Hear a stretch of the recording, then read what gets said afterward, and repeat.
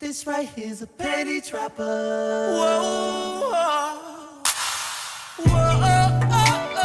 this right here's a penny trapper. Whoa, yeah. Whoa, this right here's a baby maker. Can I sing my song?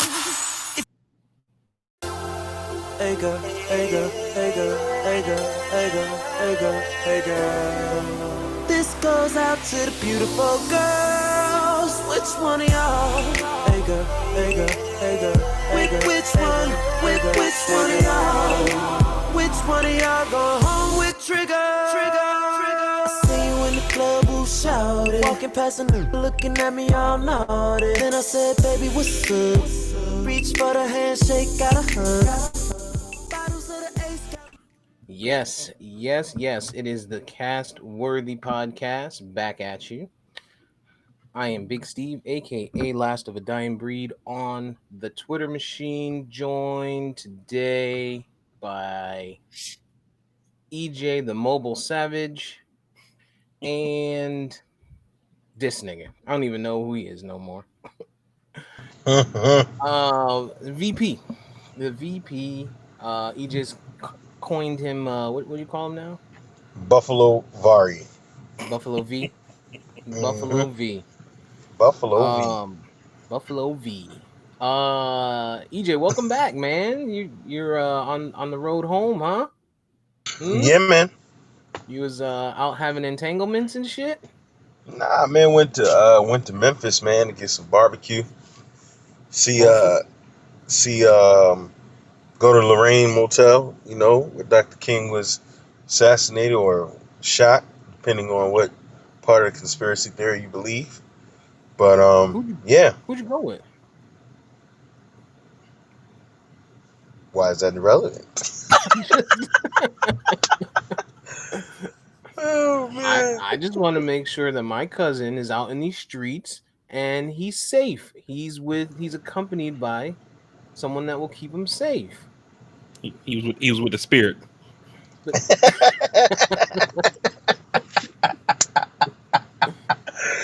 Hey yo, man, this is ridiculous.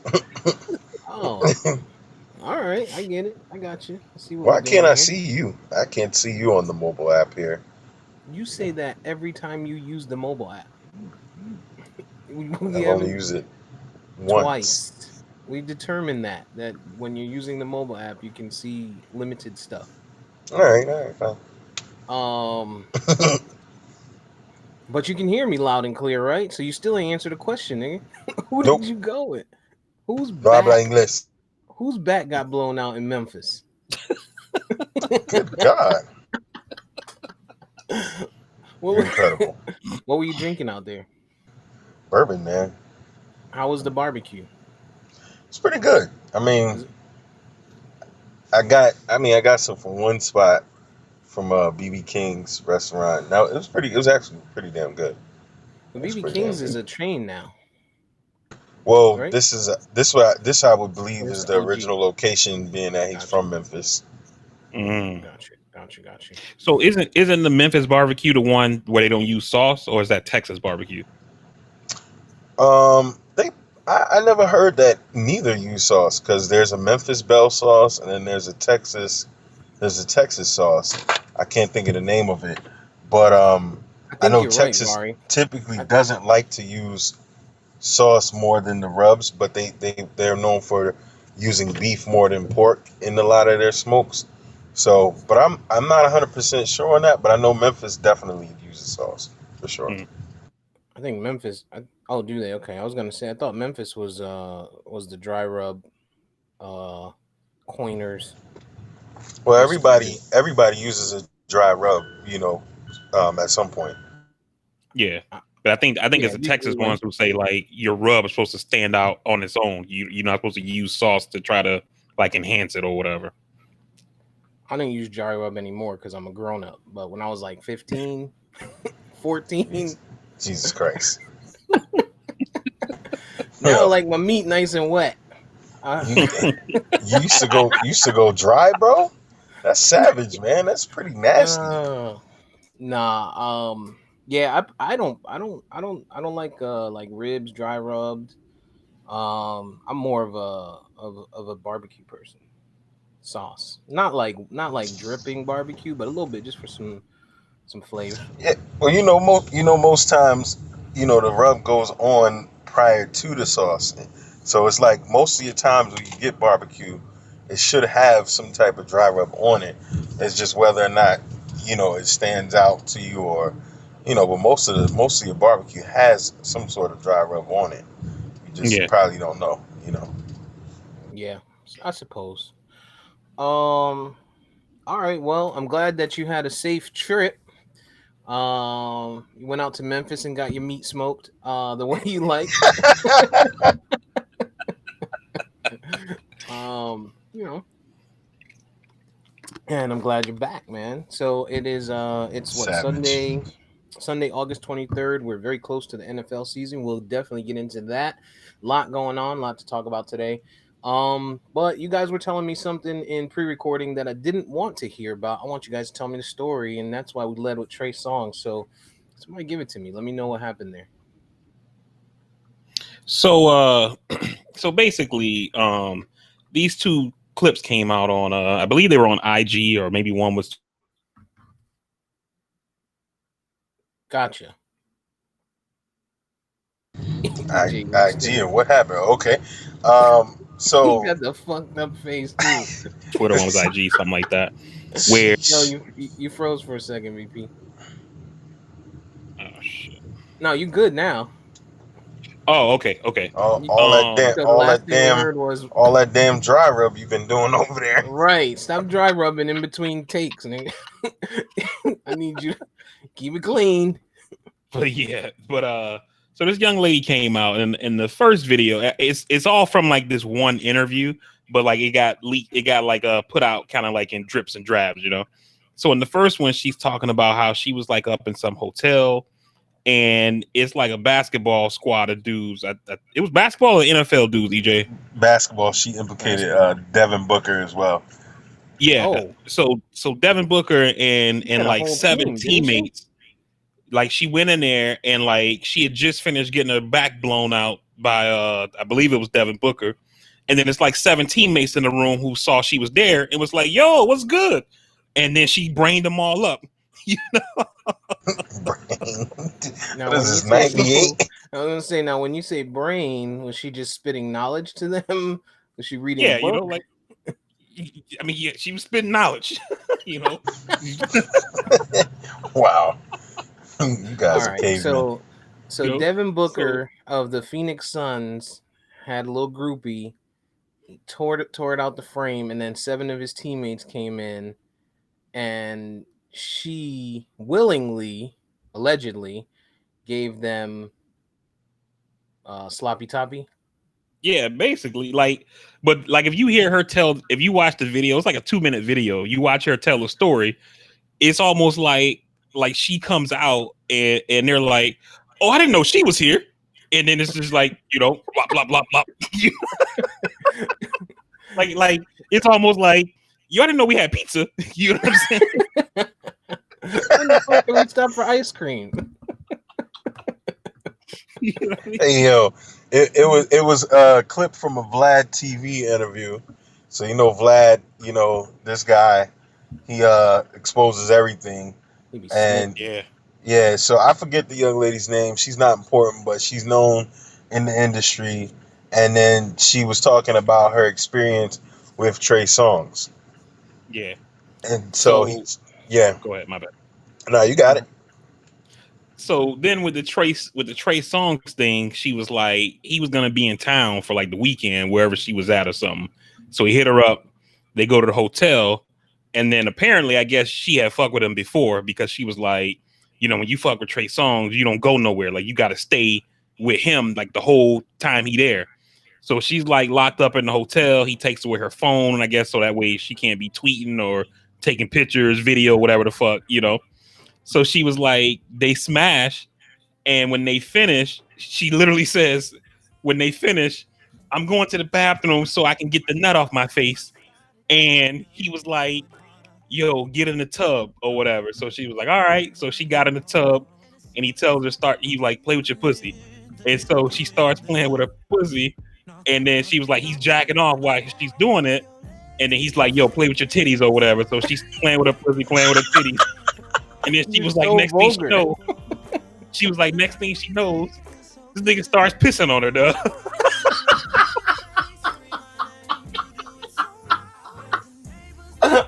Oh, I wish you would have told me that in pre-production. I didn't see that coming.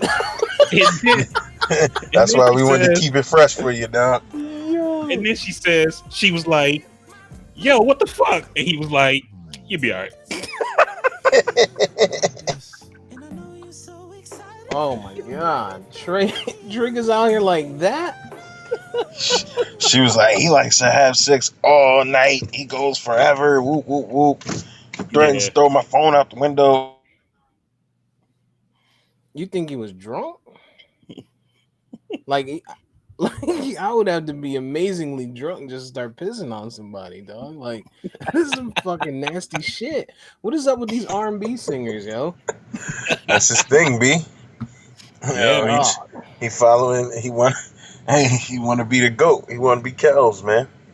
Golden He's like, shower. that's the get off after the get off, you know? You So can't. was that You part of can't the- be an official R&B dude unless you pissing on chicks.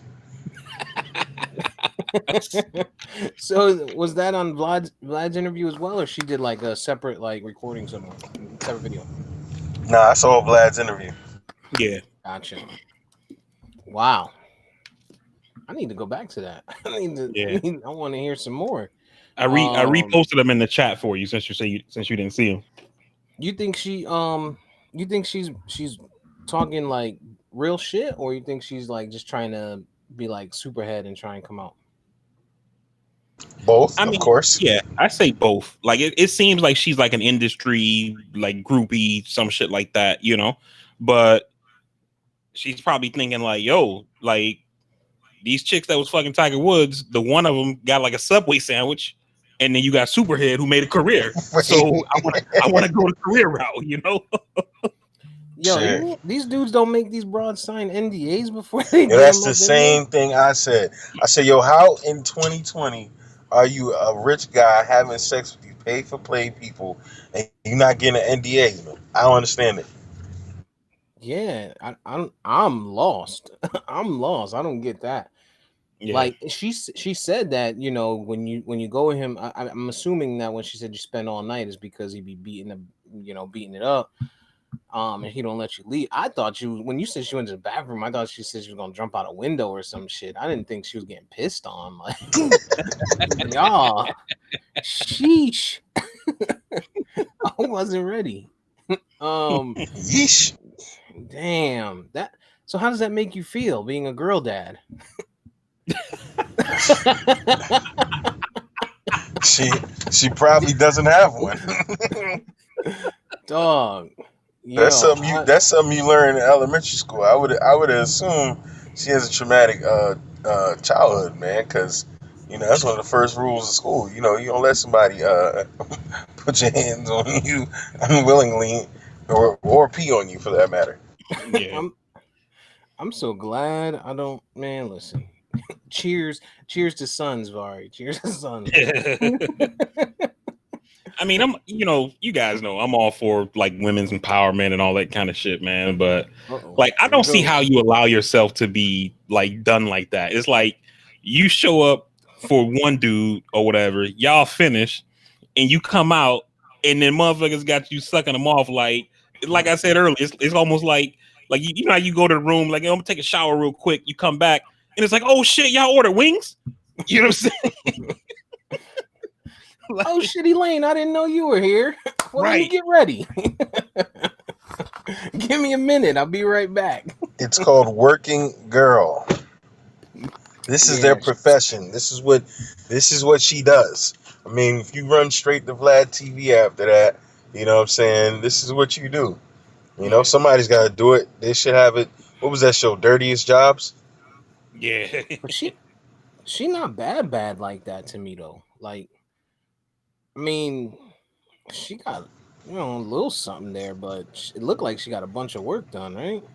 Yeah, no question. Yeah, she looked plastic as fuck. Mm-hmm. No, I don't And know, man. the craziest part about it though is that Trey Songz could probably have any woman in the world. I mean, shit. I mean, for that matter, man, just pay to play, man, and just get the NDA. This way, nobody knows your nasty shit. Like, I don't understand it. Yeah, you just don't know. You don't know who's gonna be out there saying or doing what. Um, Yeah. but yeah, these dudes got problems, dog. Like, so let's talk about the other side of it. We talking about nasty broads letting that shit happen. What kind of fucking upbringing that you have? What kind of weirdo are you to fucking want to degrade a woman by fucking pissing on her? Like, if you get off by pissing on a fucking woman, dog, you're a piece of shit, man. You're a piece of fucking shit. This nigga EJ, he just did that shit in Memphis, little nasty motherfucker. Look at him laughing. don't don't hurl untrue stories about me, man. I ain't got Trey Songz money. Shit, if I had Trey Songz money, I'd be pissing on motherfuckers too. Fuck y'all. I'm rich, bitch. EJ in Memphis doing that wet work. Nah, Right. man. That's what you went out there for? I went out there for the barbecue, Chan. I ain't go there for no piss. Yo. Oh my god. What's worse, yo? What's worse? What's worse for a dude? Like liking getting pissed on or liking pissing on a chick? What you think? Getting pissed on. Yeah, getting pissed on has to be worse. Getting pissed on You has think to that's be. worse? Like Yeah. physically that's worse, but I'm thinking like mentally. Mentally, you gonna get that. Yo, first of all, both of y'all are married, so y'all live with y'all wives, right? And y'all heard women pee before, right? It's just like you frying fish and shit. Like, shit be strong. Always be like, the shit be strong. Like, it's not a little The stream tinkle. do be mad loud, nigga. This shit wake me up in the middle of the night sometimes. Ain't no tinkle, dog. You know what I'm saying? So you just go, and then it's like, okay, with a guy, the woman could essentially sit or stand or be anywhere, because you know what I'm saying. If your piss game range is long, you got it. But as a guy, you gonna have to lay down and take that shit. Like, you have to lay down. You gonna have to like. You think women's piss be stinking like our piss? Like I wouldn't want to piss on a woman because sometimes I piss, dog, and I can smell everything I ate for the last 3 weeks. And I be like, damn, that damn asparagus. Water, dog. That old fashioned coming out. Yo, that fucking asparagus is still coming out. Like, yo, imagine, yo. Couldn't do it. I couldn't do it. That's horrible. Yo. Hey, but it's shit out there for everybody, man. My brother sent me this video. Oh, here we go. No, like he sent me this video, right? And he was like, "Yo," it was like somebody doing some OnlyFans shit, right? And he was like, "Do you think the market is oversaturated?" And I was like, "It's not possible to oversaturate the market when you talk about sex, dog." I told him, I was like, "You just took something like titties, right? You got big titties, small titties, medium titties, fake titties, big girl titties, old lady titties, clothes on, clothes off, oiled up, not oiled up, playing with some shit with the titties, I was like, and that's just titties, dog. You know what I'm saying? It's people into fucking feet and pissing on motherfuckers. People be shitting on people. I know you seen the joints. Yo, they got the videos out there where dudes like getting hit in the nuts. Yeah, that's crazy.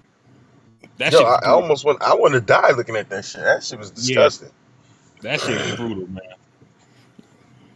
Look like some shit the Marines do. Oh man. Yeah, so as bad as we think this shit is, it's people out there who are into that shit, man. That shit's terrible, dog. That shit is terrible. For anybody to be like, you know what? Shit, it's gonna be a good night. Let me make sure I drink enough because Cindy is coming over and let me clean the tub because I am pissing tonight. Like that's like how do you mentally, like, think about like when you were younger, and you now, EJ, but like when you was younger and you was getting ready for somebody somebody coming over and shit, and you was prepping like, oh, she coming over, da da da da da. Like, how could you mentally be standing there like, you know what? I wonder if she'll let me pee on her. I wonder, because you don't broach, like, you don't come into that conversation like while you flirting, nigga.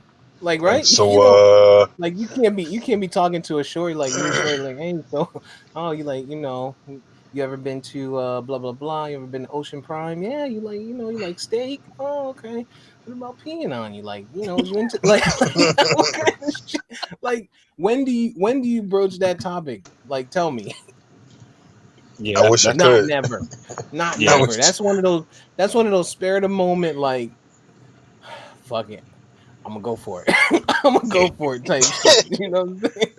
Yeah, Nah, hey, you know what you do when y'all out, y'all in that getting to know each other phase, and she's like, so what happened with your last relationship? And you like, yeah, she wasn't into the peeing.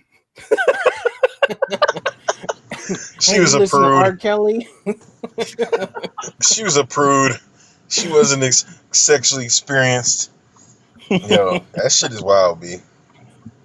I hit Very. him with like the Jamaicans hit me when I went to Jamaica.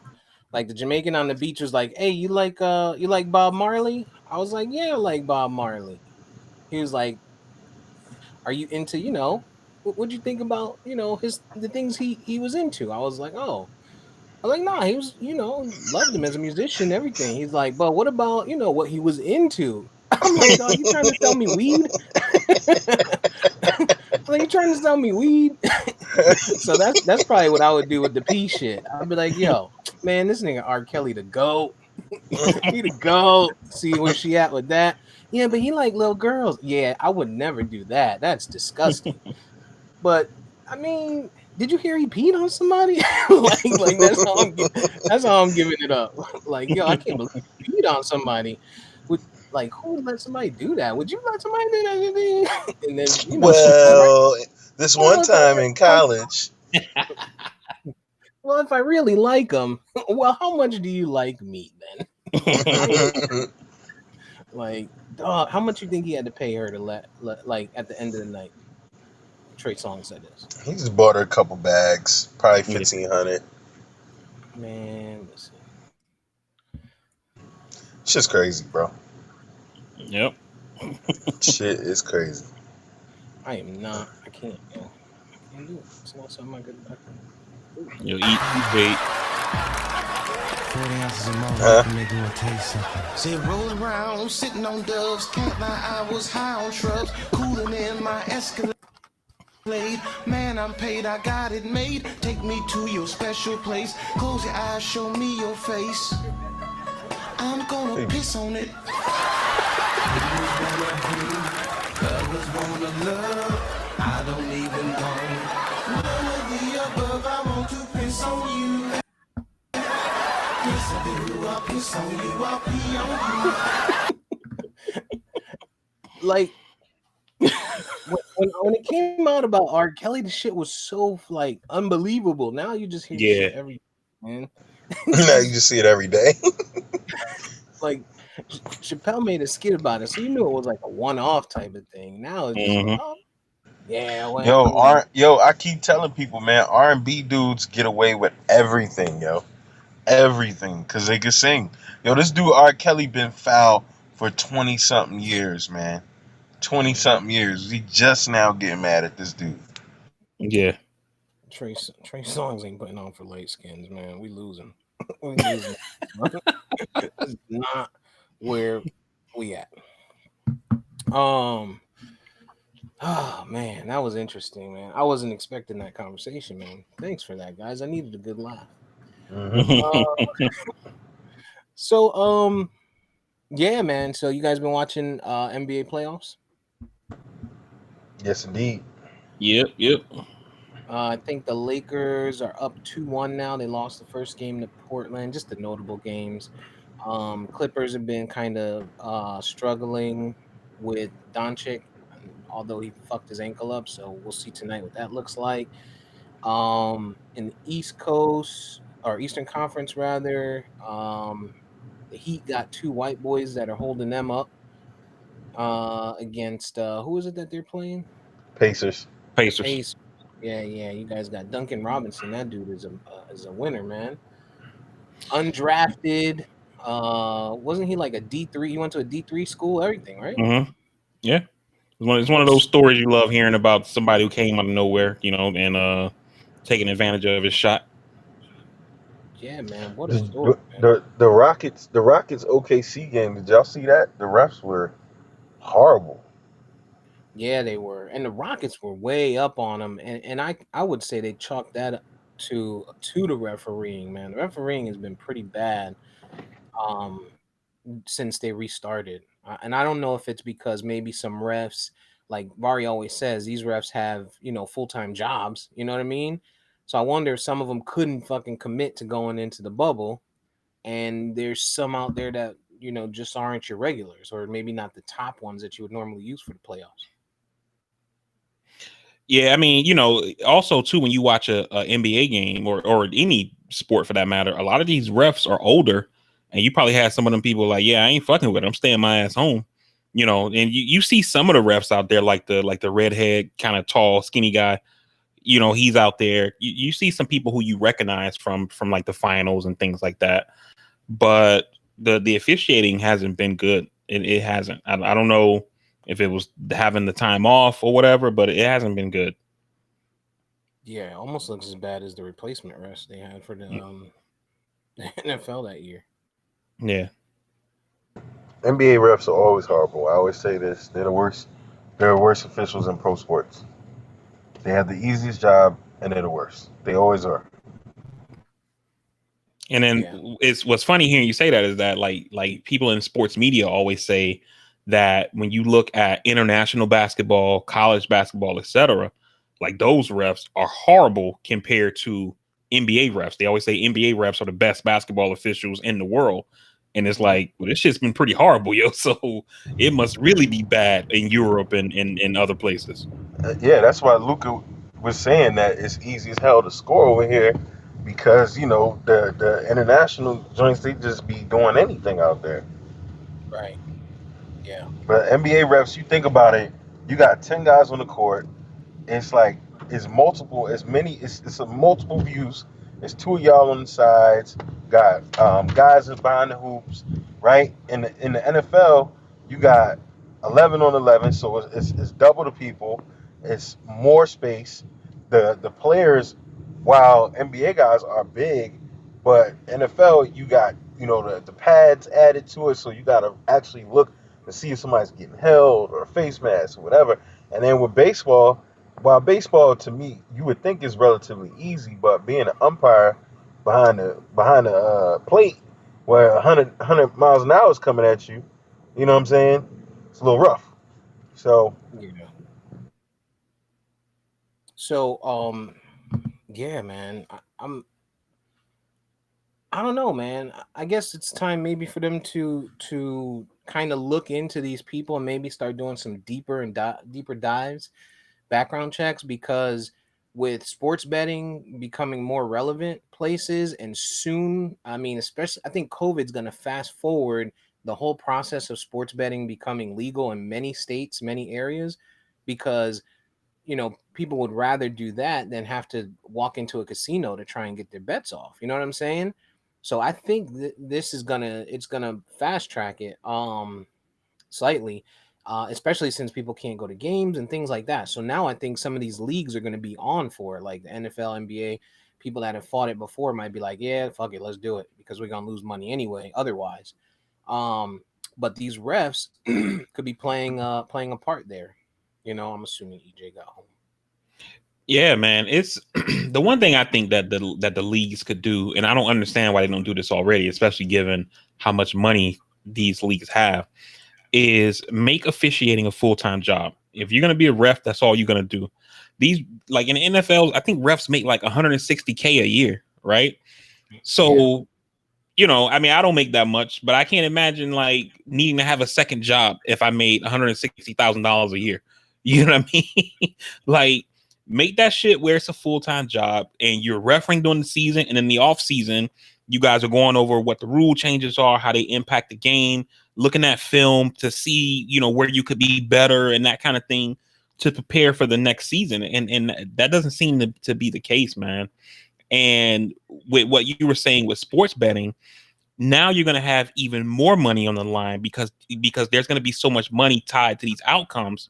And if bad officiating is making the outcomes change and making people lose money, you're going to have a fan base that's extremely pissed off, because when people are making bets, they shouldn't have to factor in the refs.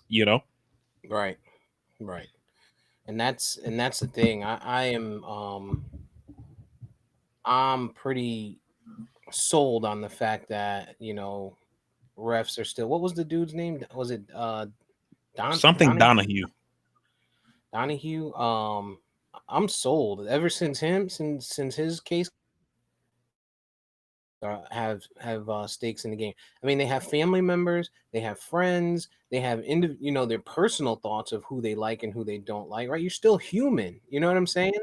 Like you can like or dislike a specific person. You can like or dislike a team. You could have a family team that's always been your team. You could have a personal team that's always, like, if you make me an NFL ref, for whatever reason, and all my life I've been a Cowboys fan, and then I'm officiating a Cowboys game, you think I'm gonna be fucking on point?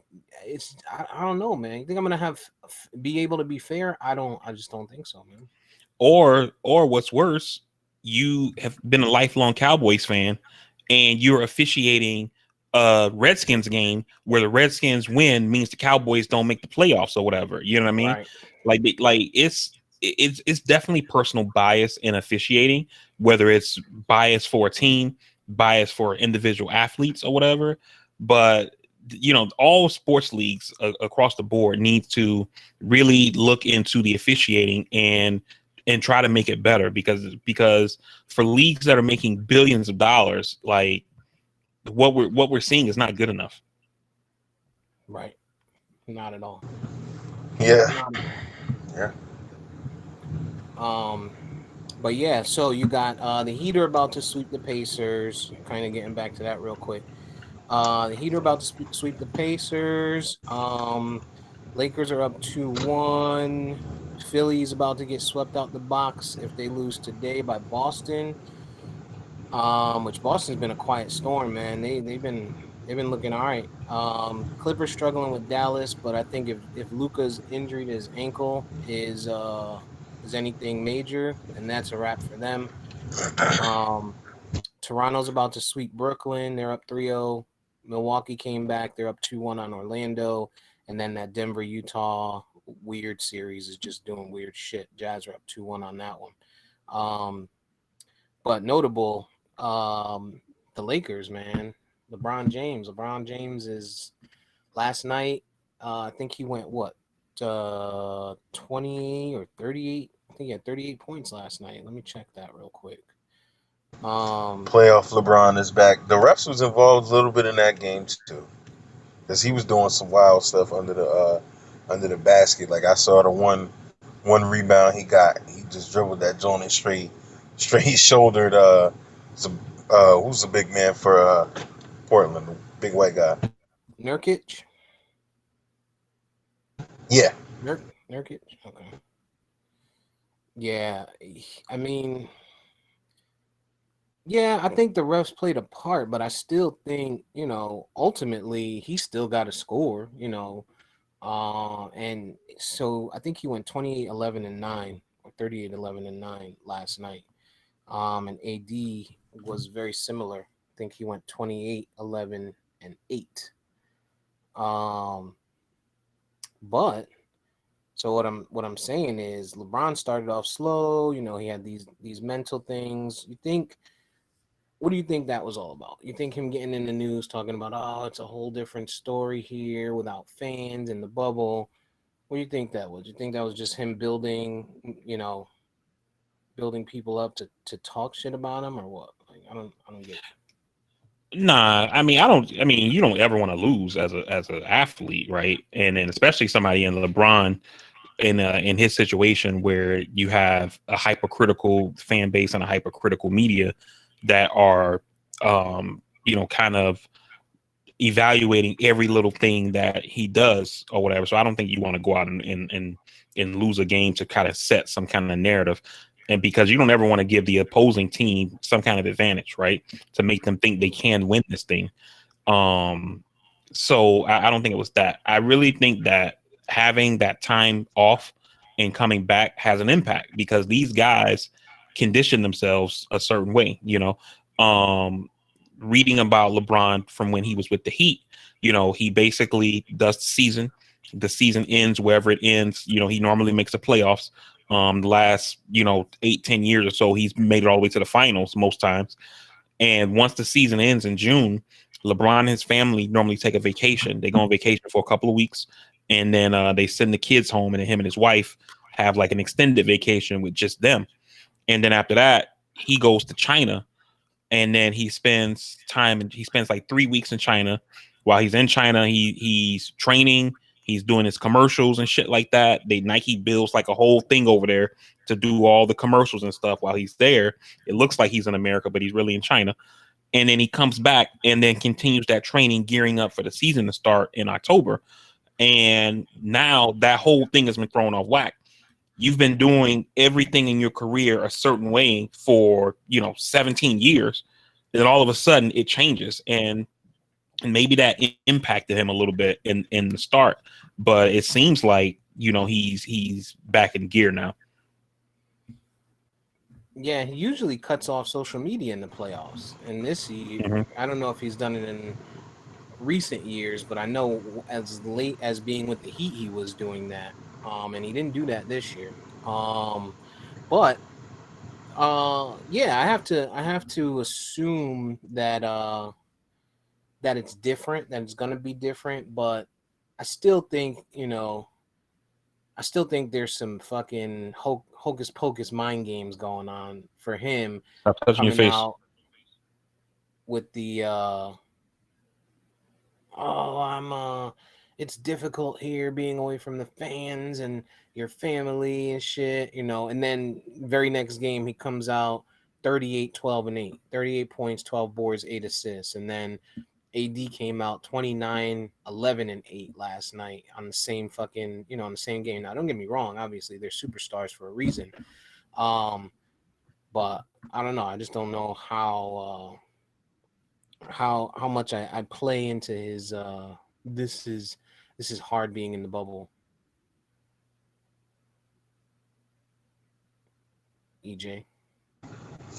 Nah, I'm with you. I mean, I think Dame having the dislocated finger could have played a part, but then also Dame ain't really got no help, man. I mean, Melo, I don't, Melo is resurging and reestablish his game, but you got LeBron and AD, like they were having a debate about if AD might be the best guy he's played with at this point. He may not be the best guy, but he's damn good right now, and he's pretty hard to freaking stop. And CJ McCullough and them guys, I mean, they're here, but they're not really making no noise, man. I mean, Dame has literally been carrying this team, bar none, on his back. So I mean, it's tough to beat LeBron and AD by yourself. I mean, I think there definitely can be an argument whether or not AD is the best player that he's played with. As much as I love Wade, when LeBron came to the Heat, Wade's body had begun to, break down on him, and even though AD does have injury history as well, you know what I mean? It's not AD's problems isn't something that's consistently there with Wade, where he had a bad knee surgery in college, and that's something that bothered him throughout his entire career. As great as he was, or whatever, he could have probably been greater if he didn't have to rest as much during those years when he played with LeBron because of his consistent injuries. So I think it's definitely an argument to be made whether or not AD is the best player to play with LeBron. AD is still very young in his career, whereas when LeBron and Wade got together, they had already been in the league like I think like 7 or 8 years at that point or something like that, you know. So so yeah, man. So those guys, it's I think it's crazy. fair. I think it's fair to say AD is, of all the players LeBron has played with, he is at the highest peak of his career at this point in this stage of his career in his life. And in his position, he might be the best player at that position that LeBron has ever played with. So like D Wade is one of the greatest two guards. Bosh is a very good, very he was a great power forward at the time, and he'll go down as a great power forward. But the AD as just a general big man, I mean, if he continues where he's at now and can stop getting hurt, if he hadn't had the injury issues previously, he might have numbers and accomplishments right now to have people start that conversation of arguably one of the best big men, ever to play the game. So yeah, I think LeBron's got something there. As they go into the off season, they build up those vet minimums and bring some people in. Maybe get another star of some sort. Maybe not a superstar. They're gonna be a problem, man. They're gonna be a problem. But watch Yeah, for that Minnesota.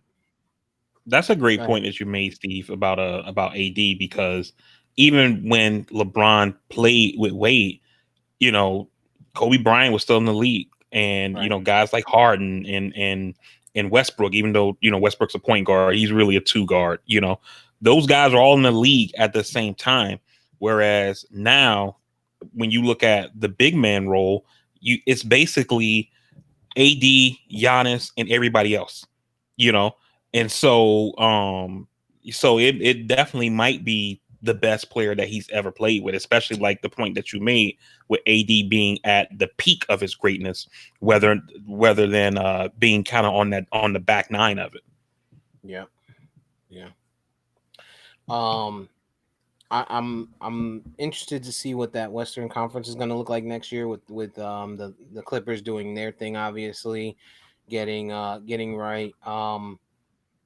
The Lakers obviously are going to bring people in and do what they do, but Minnesota, who I believe they have the number one pick in the draft. They still got D'Angelo Russell over there. They still got Big Cat. Um, if they're smart, they go ahead and they draft Leangelo Ball, bring him in at the point, right? So now you have a point. You move D'Angelo to the two where he really should be playing anyway. Big Cat, and then they try to go get like Devin Booker. They'll be a fucking problem, man. Minnesota could do something, man. Minnesota could do something, but they'll fuck it up for Yep. sure, for sure. I Like I think the said, Raptors are still gonna win it all. Win it all, man. yeah, Raptors are looking good, man. The Raptors are looking good. I don't know if I still don't have them winning it all. I still got the Clippers pulling it together. Montrezl Harrell has looked like shit, but he also didn't play at all in the bubble until the playoffs started. So obviously he had that long layoff. He's probably breaking out the getting the kinks out and shit.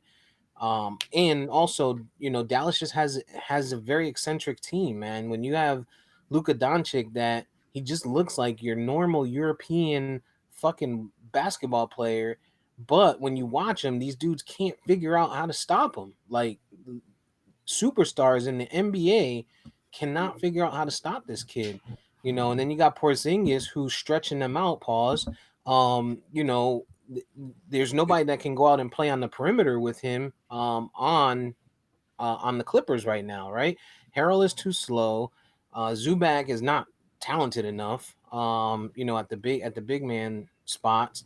Paul George is too short, and Kawhi is too short. So and everybody else that you would even think of is small, right? So that's where I think they're having a problem. They're a matchup issue, but I think if they get past Dallas, things get different for the Clippers. I think they can match up. I think they match up better with the Lakers and anyone else in the Western Conference than they do with Dallas specifically because Porzingis is fucking got that perimeter game and that inside game.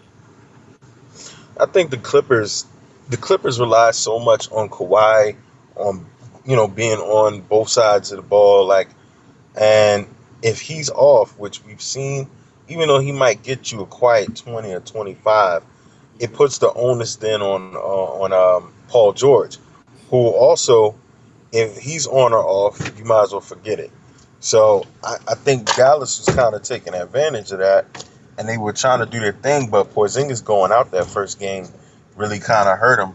But I don't really see. I think if the Rockets can get more efficient with their 3 pointers, because they're in a tough battle right now with OKC, and I tell you, I think the winner of that game is going to really give the winner of that series is going to give the Western Conference Finals a run. Between the Rockets and OKC. Okay. What'd you have for that, VP? No, I think excuse me. I think that I think the Rockets, man, they like I feel like they just need to put it together, man. Like they're there talent wise. They just gotta put it together because if you are and I think this is part of the issue with like the whole stoppage that hurt teams is that even though they had played for a whole season or whatever, now there's this stop and work or whatever. You're not out there working with guys, practicing, getting the feel for them, seeing things they're gonna do, and to be able to anticipate, maybe how they're gonna come off the pick and roll, or when you drive to the hole, where is this person gonna be on the 3 point line, that kind of thing.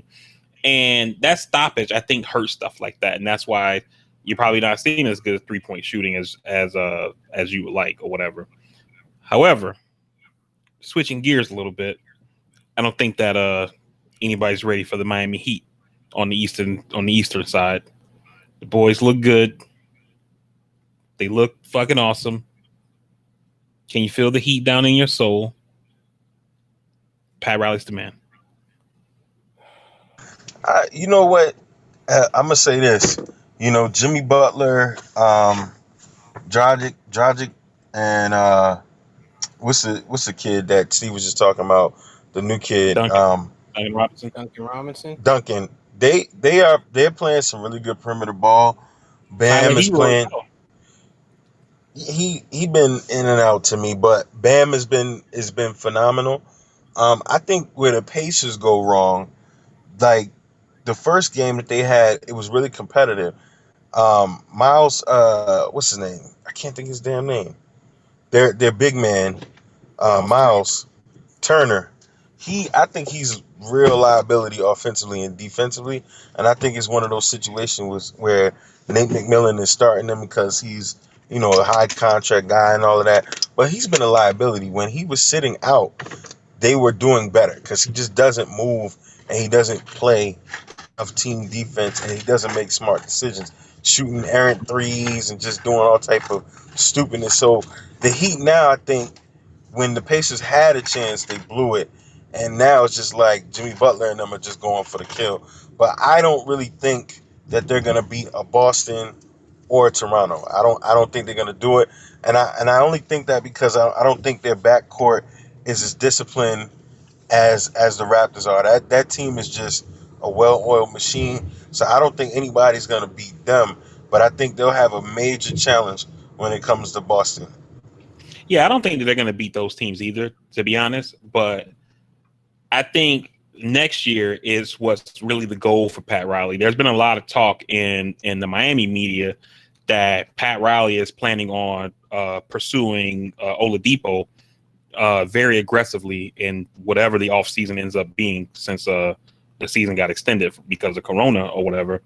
But that Pat Riley's planning on pursuing Oladipo, and I think that'll be a nice addition to the Heat. And next year they could really cause some damage in the East.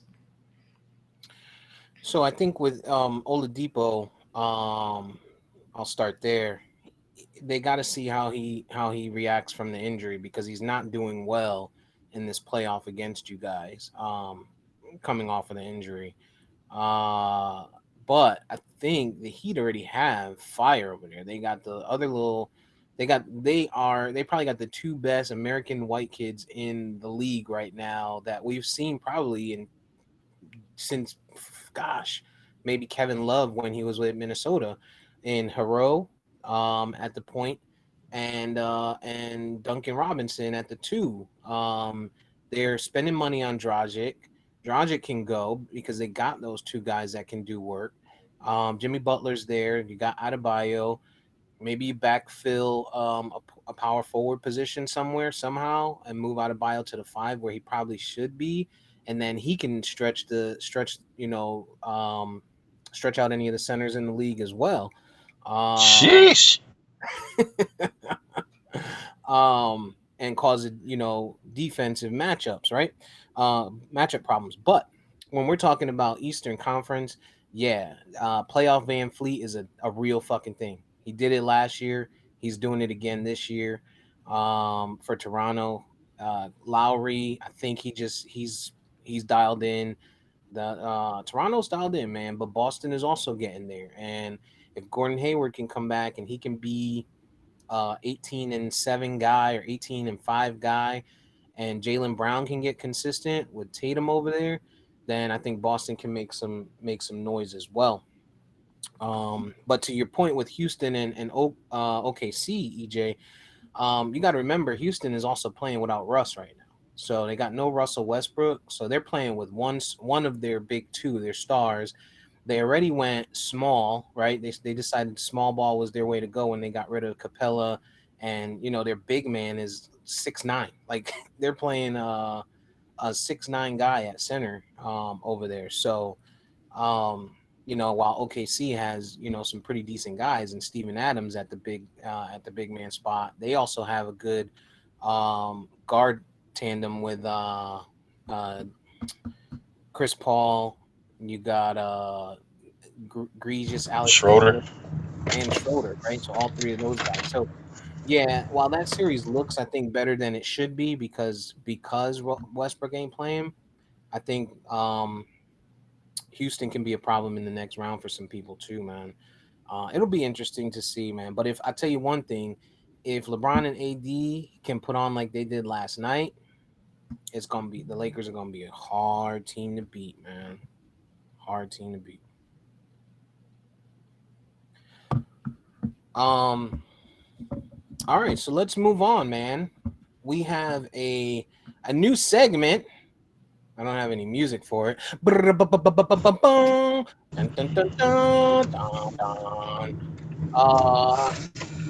It is called the VP's Politi-Minute, where Vari gives us 1 minute of all things political, and then we all react. Ready? Go. So over the past week, Monday through Thursday, we had the Democratic National Convention, which took place virtually. Democrats actually pulled it off pretty well. It was a well-organized event, something that had never been done before due to the pandemic, coronavirus. It was pulled off very well. Joe Biden, as well as his vice presidential nominee, Kamala Harris, senator from California, both accepted their party's nomination for president and vice president, respectively. Next week, what we should look forward to is the RNC, the Republican National Convention, which is going to be taking place a little bit differently. They're still doing some things in Charlotte. They're still doing some things in Jacksonville. They're doing things at the White House with Trump. Donald Trump plans to speak every night of the Republican convention, which is something very unconventional for this unconventional convention. We'll see how that goes. I look forward to a lot of white power hours. White power hours. I like that. Make sure you hashtag that, EJ. That's probably going to be the episode title. All right. So White power hours. White power hours. So did you guys see EJ, did you get a chance to watch the convention? I know Vari watched every night, probably 3 times by now. I watched Kamala Harris's speech, and I didn't watch it live. I don't watch all of these. I didn't watch all of them live, but I caught some speeches. But yeah, I heard good reviews. I saw good reviews in the raves, and you know, it's happy, it's proud, like it. I wasn't too moved by Kamala Harris's speech, but she does very well, of course, as she's highly educated and well professional, well professional career. But I didn't really feel too much from her. Like VP had said in the chat, they didn't really have her play that attack role. But yeah, it's cool. I thought Joe's speech was good, although obviously it was, it was written. But that's what we need, right? We see Trump out there shooting off at the hip, for the last 4 years. It's good to see somebody that's actually prepped for what they're saying. I think hers was the same, Kamala. Looking at it, she looked, when she was delivering at the convention, to me, much better than she did when she was debating, you know Joe and the rest of them, Bernie and so on, right, Liz. And to you guys point, she wasn't on guard, I don't think. There, she wasn't very demanding, or very offensive minded. But I think that is going to come, and we know that she has that, like the way she went at Joe. So we know that's coming. Also, her timing for where she was placed after Obama. Like, if you have to deliver something after Obama, I don't want to deliver nothing after Obama. Like, I wouldn't even mess with Michelle because I don't want to go after Obama. that's that's how much of a pedestal I think this guy is on, because he's so poised, and he just, like, his delivery is just great. Well, to that point, initially, the vice presidential nominee was supposed to speak first, and then Obama was going to speak last on Wednesday. Obama reached out to the Biden campaign people and told them that he thought it would be better if he went before the vice presidential nominee, and so that way that person is the last voice you heard that night, since the night was supposed to be about them accepting the nomination, especially since Kamala Harris's nomination was historic in the fact that she's the first black woman to be First nominated for woman. VP. No, not the first woman. The first Oh, woman to be nominated. I'm sorry. yeah, Go ahead. no, the first woman to be nominated for VP was Geraldine Ferraro in the 1984 election. Um, and then the second woman was Sarah Palin in '08. Kamala is the third woman, but she's the first woman of who's black. Right. So that Yeah, was the historic nature of her nomination. But anyway, Barack thought that it would be better, since the night was basically supposed to be her night, was for him to go before her, so that way she was the last voice people heard before they start hearing from their news networks and people doing analysis of the speech and that kind of thing. But because Barack is so good at this, I think that regardless if he was before or after, the reaction was going to be the same. So having him and her on the same night was probably more of the problem versus splitting them up. Um, he'll come back. 3, 2. Damn dry rub. Um, before or after. Dry rub. Here we go. Here we come back. You froze again, man.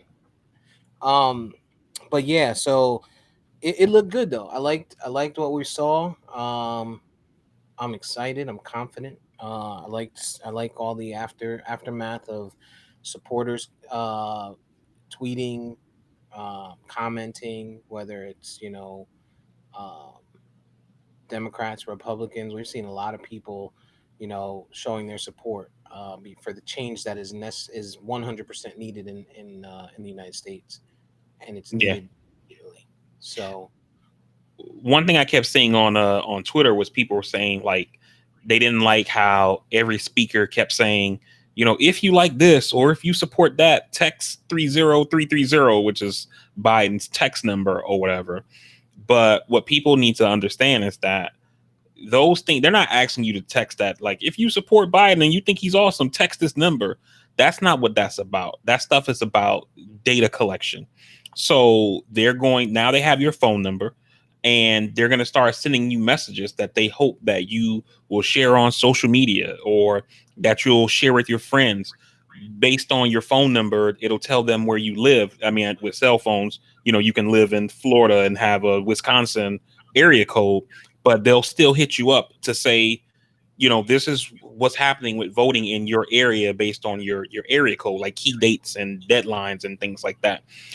Not only that, though, in doing that, if you support this, if you can chip in, they kept saying that. And the Biden campaign announced on Friday that over the convention, they raised $70 million from mostly grassroots people.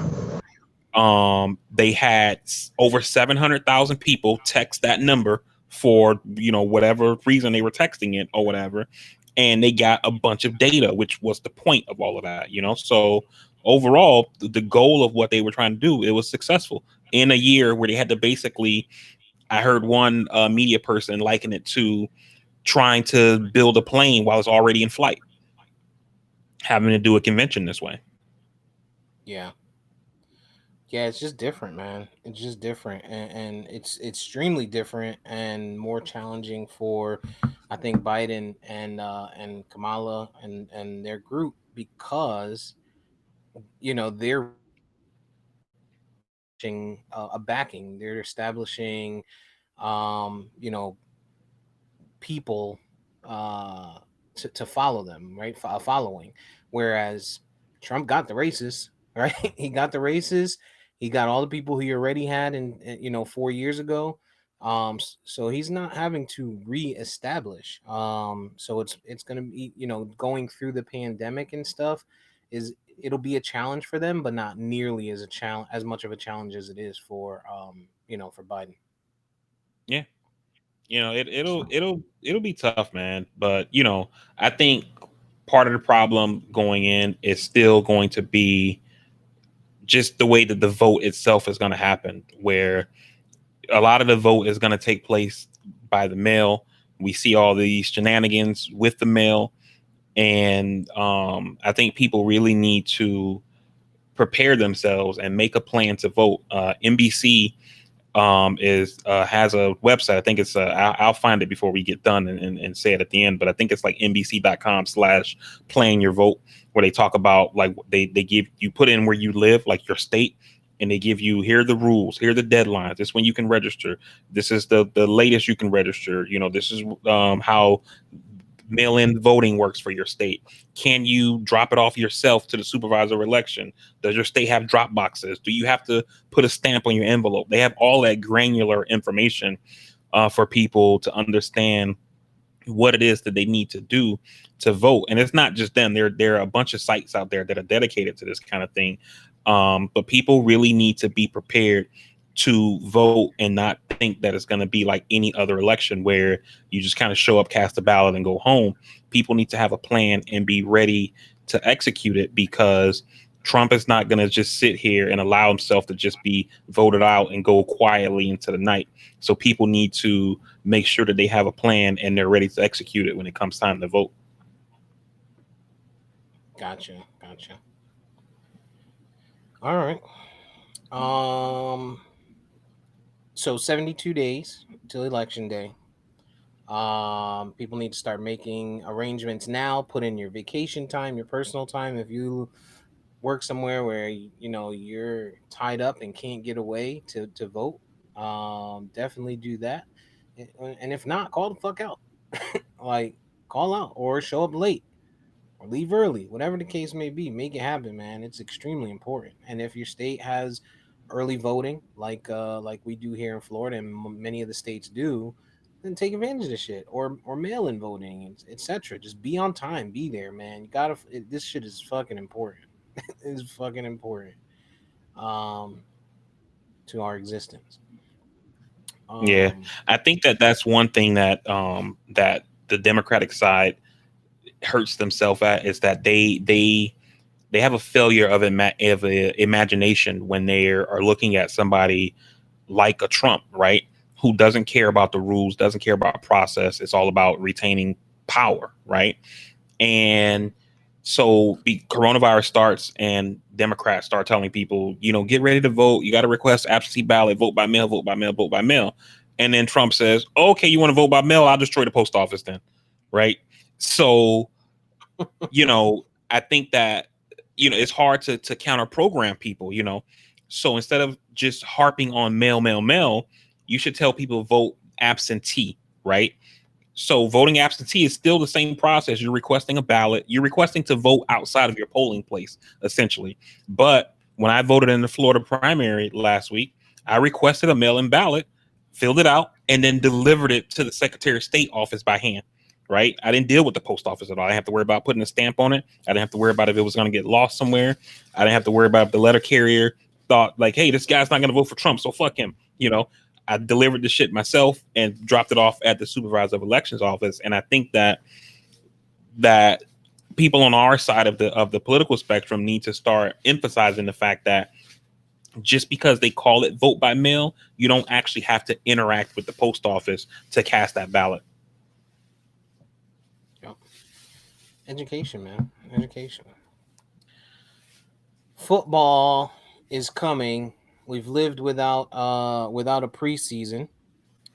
Have you guys, EJ? Did you get a chance to watch Hardknocks at all these first 2 episodes?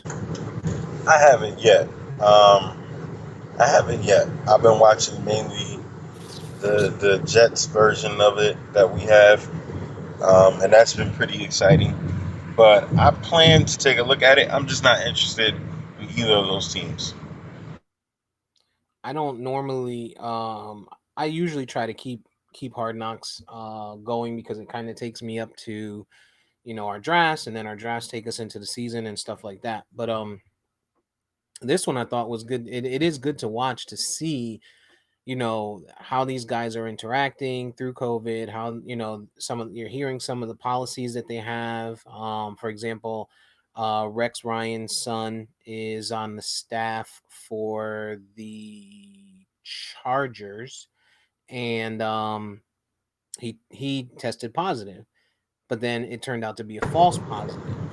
So, but in order for him to come back, he had to get 2 tests to come back, and some additional shit. So they're keeping these guys safe. A lot of what they're doing with the distancing to keep them distance is great. I like seeing Anthony Lynn as the coach of the Charger. I think his first name is Anthony, of the Chargers. I like his story. I like his background. He tested positive before all of it started. So, hearing what he went through, and just seeing it in action, and seeing how some of the players are just like you and me. Like, the motherfuckers is like, nah, dog, I got to keep my face covered. I got to stay distance. Like, I got, all of that shit. It's good to see that they actually are taking the precautions.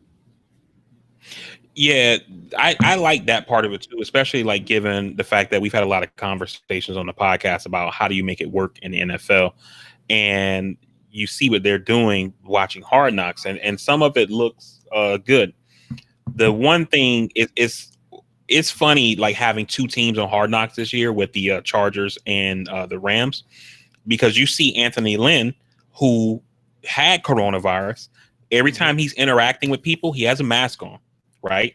And he's telling players at practice, hey, 6 feet, when they can, 6 feet, 6 feet, 6 feet. He's constantly preaching it. Right. And then you juxtapose that with I can't think of the guy's name now for the Rams, the head coach, the young dude. Sean McVay, right? McVay. Right? Yeah. So you juxtapose that with Sean McVay. And what the Rams did was they built an outdoor facility to make sure, they can try to have as much distance as possible.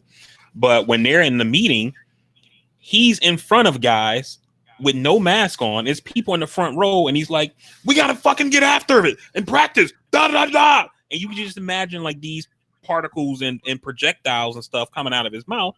And he's probably hitting people on the first row. And it's like, dude, what the fuck are you doing? And he has the mask on where it's just under his chin. and not over his mouth or nose or whatever. And so you see that kind of thing, and it's like, what the fuck are they doing? The NFL is probably watching this shit, and you would think, how come somebody hasn't called and said, hey, McVay needs to wear a mask? Or, like in the Chargers case, for example, a team that's taking it serious, when they have their player meetings, the coaches don't let anybody sit in the first two rows. So that way, when they're yelling, the projectiles aren't going out to the people sitting in those first couple of rows, you know? So Yeah. it's very fascinating watching the two teams at the same time to see how they're kind of handling COVID. Yep. Yeah. Baseball isn't seemingly doing too well. You know, the Subway Series got canceled because Mets staff got the virus. You know, they just finished playing. I think they just finished playing the Marlins not too long ago. So probably would have got it. Bum ass Miami team. But baseball doesn't seem to be handling this well at all. Not at all.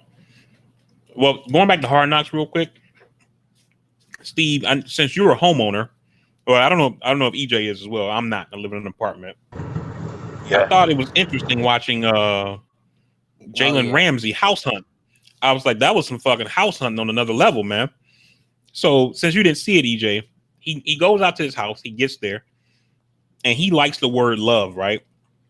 And so, like, on the side wall next to the garage, they got love like all over the wall, like in graffiti art.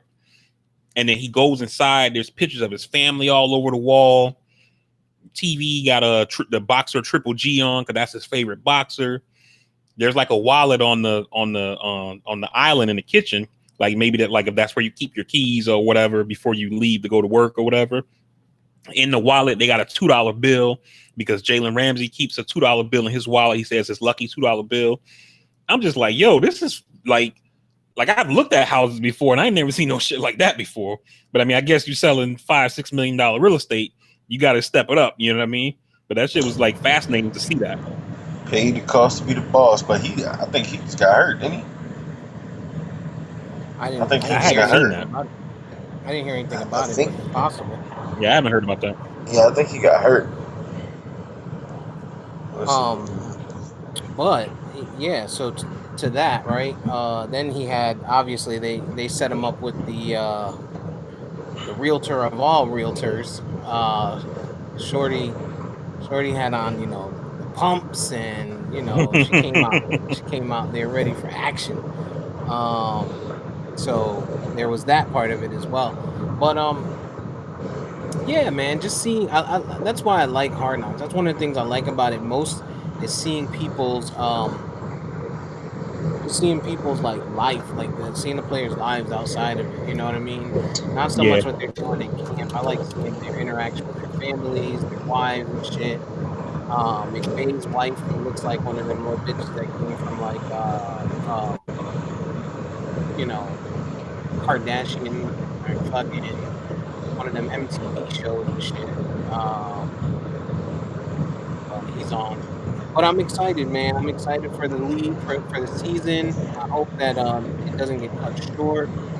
The lack of a preseason, I think, is going to get us there much quicker. Like, it's already fucking August. We got what, 2 weeks away, 3 weeks away from the season start. You know, Yeah. and it almost feels like. And then, like we talked about last week, EJ, they got everything just leading right into it. NBA playoffs leading into it. Baseball's usually there anyway, but yeah. So nice sports-filled days, man. Every day, so it's good. It's good. On Hard Knocks, though, the Anthony Lynn, the Chargers head coach, made a great point where he talked about the lack of having a preseason. He was like, you know, without having the preseason, how are you going to find the next Austin Eckler, right? And they talked about how last season Austin Eckler was undrafted out of Western Colorado or wherever he came from. He didn't have a great camp. He didn't have a great preseason up until the fourth preseason game where he showed out and they decided to keep him on the team. And then he had that awesome year and then ends up getting a $24 million contract, right? And they were like, without having, you know, a real camp and a real preseason, they're ending up going with guys who are just known commodities, right? And there's going to be a lot of talent out there that's just kind of, left in the ether somewhere because you don't really get to see these guys play to know whether or not you should keep that guy. Like from our own perspective, like from the Dolphins, we got this kid, Nick. I can't think of his last name now. Number 40. He's a cornerback, and that kid was undrafted, and he had a decent camp and a better preseason.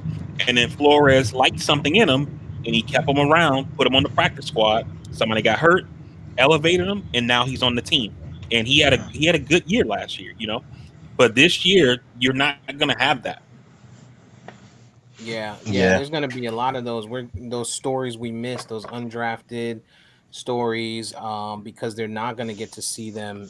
There's gonna be guys that get cut that might have been, really good, that might have potential at a very good career moving forward, but they're not getting to see them in actual action. They're seeing them in camp and in practice and seeing their hard work and stuff like that. But it's got to suck for these young kids, man. Right, EJ?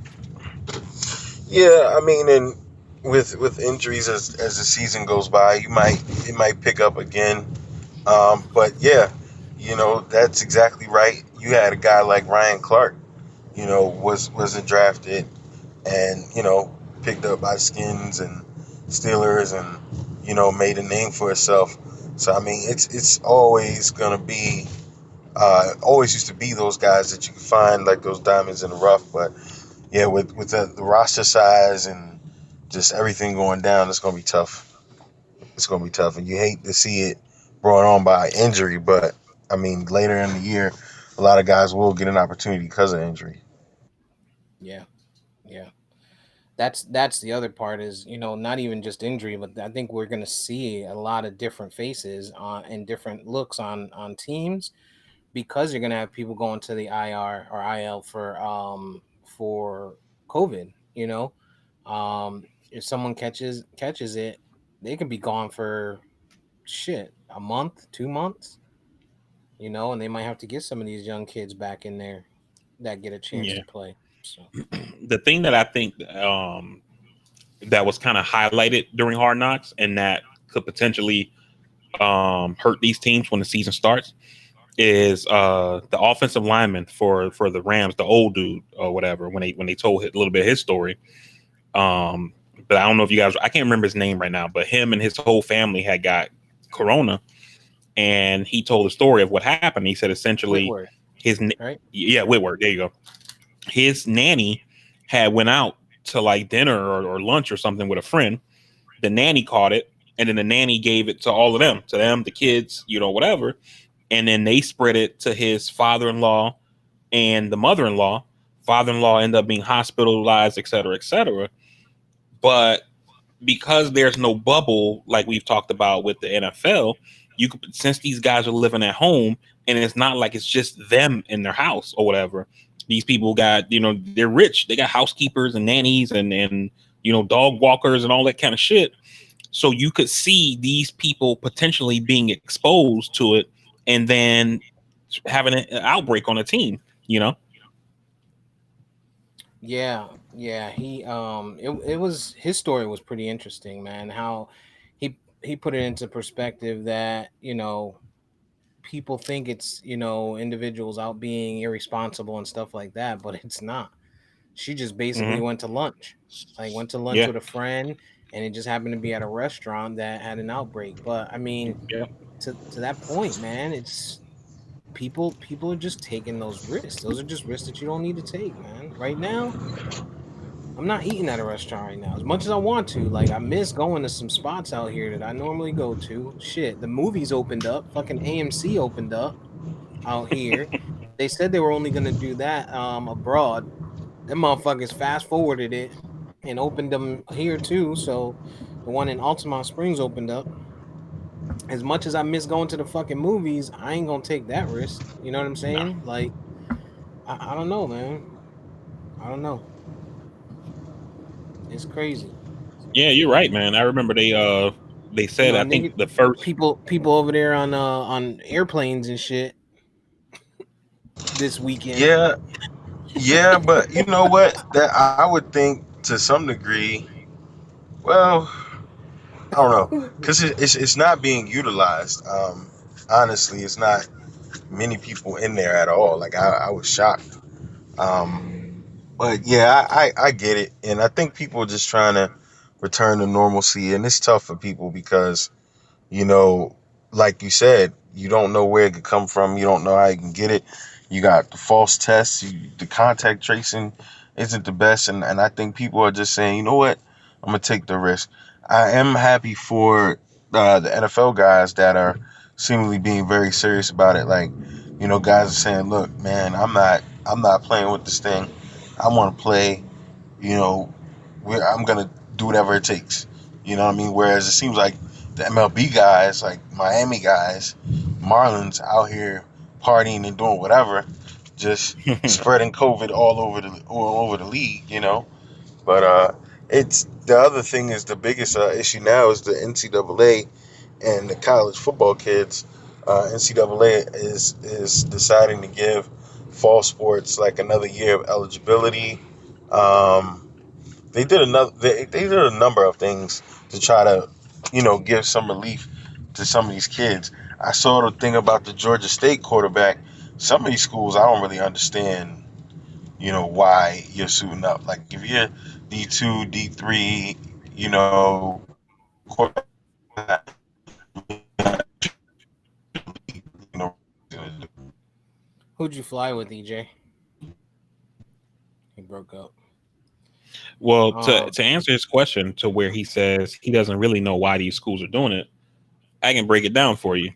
well, I'm For talking the about the love of smaller money, schools. I'm not talking about the big schools. I'm talking about the smaller schools. even Because them. the smaller schools don't get shit from it. Well, I mean, at the end of the day, though, especially with football fuels these schooling, these schools. It fuels recruitment. It fuels the money that they use for other sports that don't really generate profits, like your tennis and golf and that kind of thing like that. And in other schools that don't have big football programs, if they have a big basketball program, the basketball program does the same thing. Schools that have both, they just make a killing. But at the end of the day, this whole thing for them is about money. It's not about education, and they're trying to reopen these schools and reopen sports to basically have money flowing in.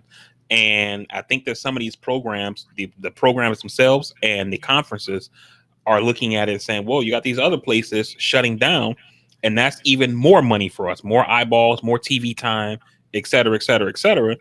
And so we'll keep going on. It don't matter how many lives it takes. We'll say we're doing everything possible, da da da. But the one thing possible you could be doing that you don't have to do is playing, and they're not going to do right, that. right. So who'd you Well, fly with? I also think it's political too, though, Yeah, because a lot of the big schools in the ACC, SEC, these are red states.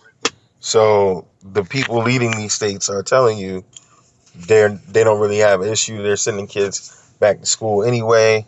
So, but like I said, like a Georgia State, they really don't get anything financially from playing football unless they lined up maybe like a UGA on the schedule or something, and they're gonna get 500K. But if that big school is not playing you, it's really you're not really getting anything from it.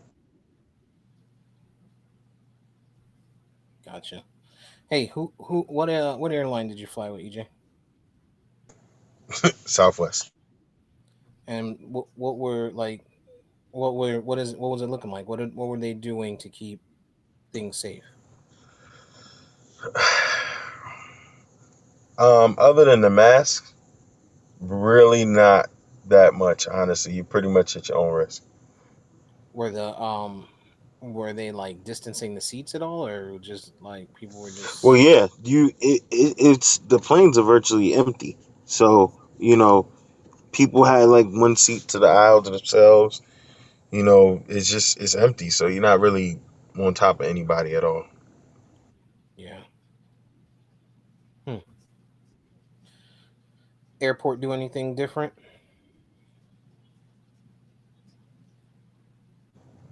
Nah, not really. Didn't do anything different at all, honestly. Just distancing, sanitize everywhere. Kind of like supermarket feel. Yeah, yeah. If I'm listen, I'm not. But if I had to, man, I'm going in there in a hazmat suit, Yeah. gloves, mask, shoe covers, and like everything. They might not let me on there because they're gonna think. Never mind. Probably better not to say. As crazy as she is, man, Naomi Campbell. I don't know if you saw that video on social media with Naomi Campbell with her on the airplane, Steve. And Yeah, she basically got on. She has like a tote bag that's full of like cleaning products, and she gets on and she sanitizes the seat. Like she's sitting in first class, so she got like a little TV. She's like the TV, the remote, the seats. She's like cleaning everything, and then when she gets done, she puts on a mask. She has a cover that she covers the seat in, so she puts a seat cover on or whatever. right. And and she was like, she flies like that every time. And people were like, oh man, she's fucking crazy. And then when Corona started happening, people were like, maybe she's onto something. So Kim K moves like that similarly too.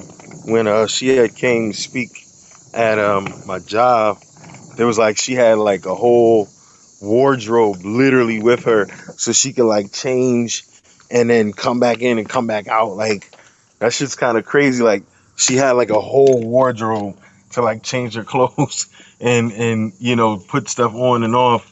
Going in and out of the facility and out of the car, and she's got shoes for this car, and that shit's kind of crazy. yeah, Yeah, I read a while ago that Will and Jada, and I'm pretty sure a lot of celebrities do this, but when they travel, they bring their own like linens, their own sheets, their own blankets, and everything like that, and they don't use anything that the hotel provides or whatever because they don't trust that it's going to be cleaned properly. yeah. Especially like pillowcase, like pillowcase. I mean, I guess linen is good too because you could be in there. You never know. Trey Songz might have been there. You laying on, you might be laying on a pissy ass mattress or some shit. Oh shit, man! What you guys think? What you guys think about Meg Thee Stallion coming out and on video, on live Yikes! Oh, talking yikes! about Almost fell on the. Yikes! That shit is basically crazy, man. putting it out there that she got shot by Tory Lanez, which we already knew, but you know, playing the game like, oh well, I've been protecting you, but now I'm gonna go out and say, let everybody know the truth, yada yada yada. That shit's nasty. Yeah, I mean, it sucks She that clout she chasing, got, man. and that was my thought on it was that I feel like she said this, and pretty soon we're gonna hear a track, maybe like a diss track or something like that, and that's kind of how I look at these kind of things when they happen. I That's a diss look at them track. as being calculated. Well, it's a diss track. Well, she has the track with Cardi. I mean, she got the whack whack whack whack whack. You know what I mean? So she's got that going on already. Um, so but I don't know, man. It just seems like because she did last week. She not last week, a few weeks ago. She was on there crying, talking about, oh, my mom this and my mom that, and it's stressful and yada yada yada. Like, bitch, keep your fucking keep your personal life to you. Like, this is your fucking personal life. To me, I just feel like she's doing too much, and she wants the attention. She's getting the attention, but she wants the attention. And then we, as a fucking dumbass society, we're buying into it. She's utilizing, the state of our country and us as black people, um, to to her advantage, because now you got all these people coming out. Oh well, we need to protect our black women. Shit, we've been saying that for how long? EJ been saying that shit since we started podding a fucking year and a half ago. You know what Yeah, I'm saying? Like, we've been on that, but now everybody's on board because bitch got shot. One woman gets shot, and now we're not protecting our black women. Listen, dog, we need to protect our black men too. How many black men are getting beat up and and not saying anything, by individuals, and people are just whatever. Like, I get it, man. I get it, but I don't think she should be the reason why this message is relevant right now. Tory Lanez shoots Meg the Stallion, and now every black dude across America is Tory Lanez. You know what I'm Right. saying? And it's yeah, I mean, this is the thing with black men and women right now. We're such opposites. We're so divided in a lot of different issues and beliefs and feelings, and it's bad because we allow these celebrities to represent the whole, and a lot of people get shot every day. Nobody hears anything about that, but because these people are rich and they're celebrities, it's a big thing. But the thing that we as a society, as a people, make the mistake of doing is allowing that to represent the larger culture, and it really boils down to a lot of people just being hurt, being scarred, and having trauma that they invoke on other people, man. Because the domestic violence is, it's a tragic thing, and it happens daily, both genders, and people don't even talk about the times where you have moms that are going through postpartum or post delivery issues, and they want to harm their kid, or they want to harm their spouse because they're having postpartum psychosis and stuff like that. So you don't really hear about that kind of stuff because it doesn't happen to famous people. It doesn't happen every day. But it's a shame, man. From the perspective of him actually shooting her, I can't get with it, man. I can't see no reason for you to pull no pistol on no woman, man. That's some sucker shit. I didn't really like the dude that much anyway. A lot of these young dudes, you don't know what they really into, man. Yeah, that I mean, you're absolutely right, man. And like to Steve's point, where Meg the Stallion gets shot, and You going in and out. then people are saying we got to protect black women as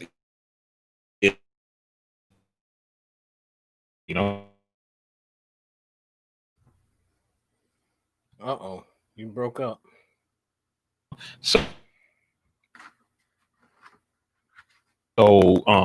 it's not like I'm grateful to sometimes that a celebrity can bring,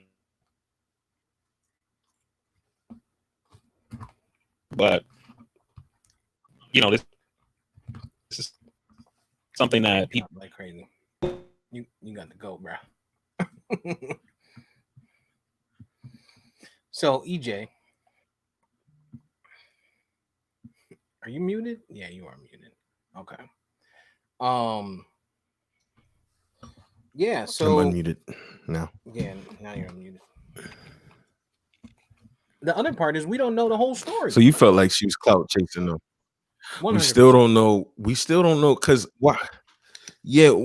While him shooting her is just is crazy. It's ridiculous. I don't condone it at all. I think it's some sucker shit because, again, like, me personally, I don't even remotely joke about, like, talk about, or even get close to even hitting a woman.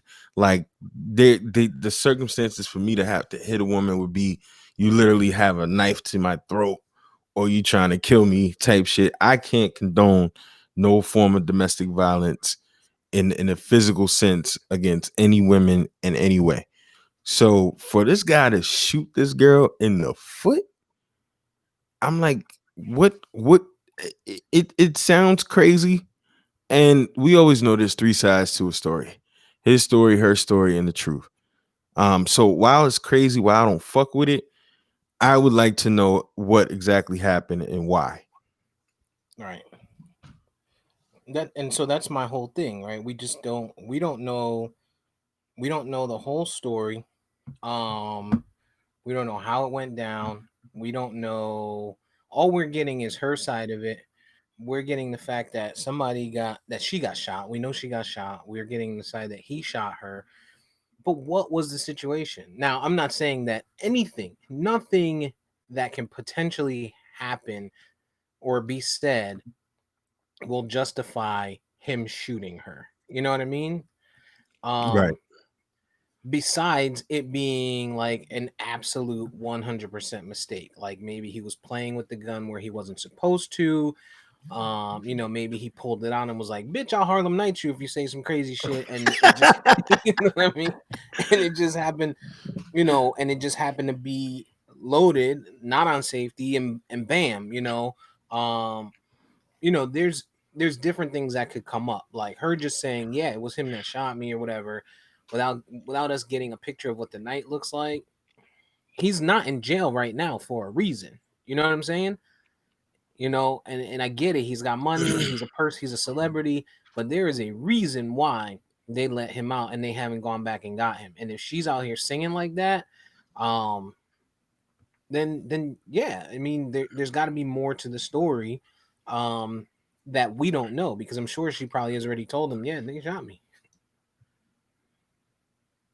Yeah, and people were saying like she's kind of dry snitching now, but the police already listen, man. Like the police already have the information. They know it was harder in 05 or 95 to get away with shit like this because you had literally the hip hop police in a lot of cities, so they got intel from everybody. But nowadays, you ain't got to go far for that shit. You know what I'm saying? The rumors was enough for them to investigate this shit. So I mean, they have to already have some picture of what's going on. If they don't, I'm very perplexed by that. But yeah, it's just a nasty situation, man, and I don't condone it at all. Shit, I don't even understand why his ass as a celebrity that he is and the money that he may have. I don't even understand why you toting a pistol anyway, and you're not even a citizen of this country. Like you're wilding, like just dumb as shit. Yeah, that kind of thing always like surprises me. Like if you're somebody on that level that with that kind of money, I'm assuming I don't understand why you're carrying a firearm. Like why do you drive a car? Oh, and I say that only because doing those kind of things, you make yourself vulnerable, right? You're a rich person, celebrity, you get in a car accident, now somebody sues you, my neck and my back or whatever. Look at what happened to Venus Williams in California a couple years back. She got in a car accident and the family like sued the shit out of her or whatever. She won, but you got to go through that, right? So why not have why not have a driver, and just not have to worry about those kind of things or whatever, use a car service. And that way, if you get in a car accident, the car service they need to handle that because you're just a passenger here, if you got bread like that and you're concerned about getting robbed, hire security, let them deal with those kind of things to where you don't have to walk around with a pistol, His security was allegedly there, Mm. which is again, these dudes aren't very smart, man, and I mean it gets worse.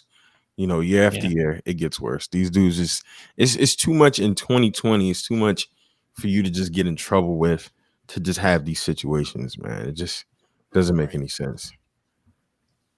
Yeah, I don't know, man, but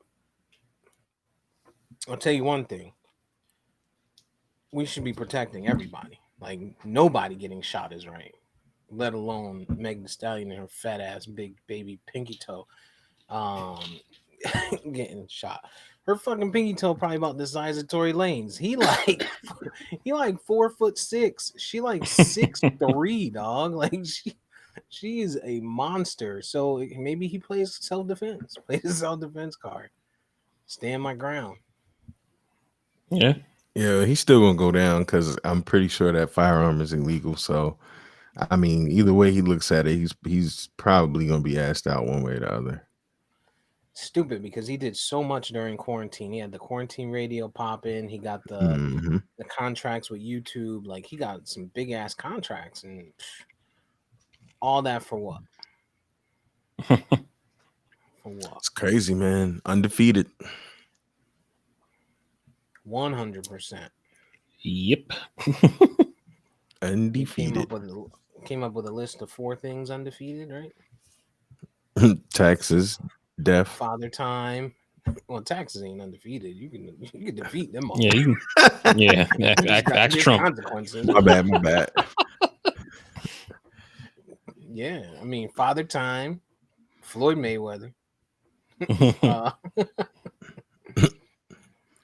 most Women. importantly, Vagine. Regine. Yep. Vagine. Um, what else we got? Anything else on the docket? Anybody see anything new lately? Nah, I have. I watched. Wait, did we watch anything new? Nah. I need to No. watch that show on HBO.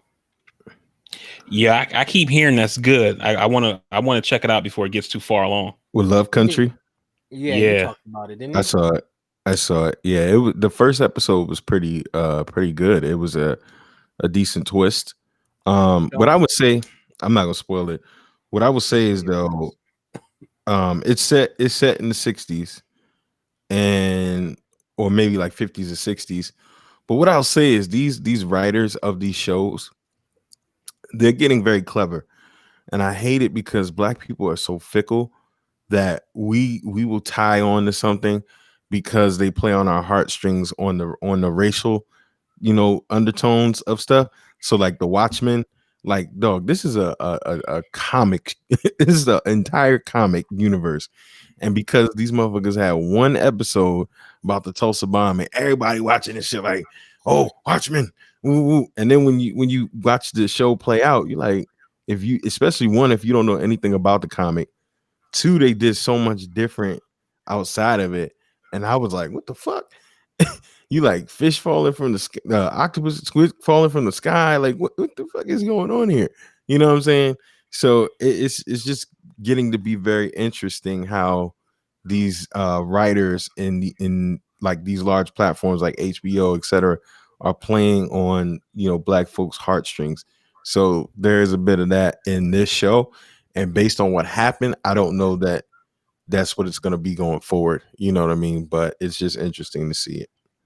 Yeah. I mean, at the same time, though, I think that those kind of things, can help. As an example, I saw on the news they were saying like they had talked about it. They had talked to a lot of people who had said they had never even heard of the race riot in Tulsa until Watchmen, and it got people, it got people reading, and so even I definitely can see what you're saying, but I think it could have some benefit. It's sad that it takes seeing something, in a movie to want to go and educate yourself or whatever. But if it leads to people getting some education, and I'm with it.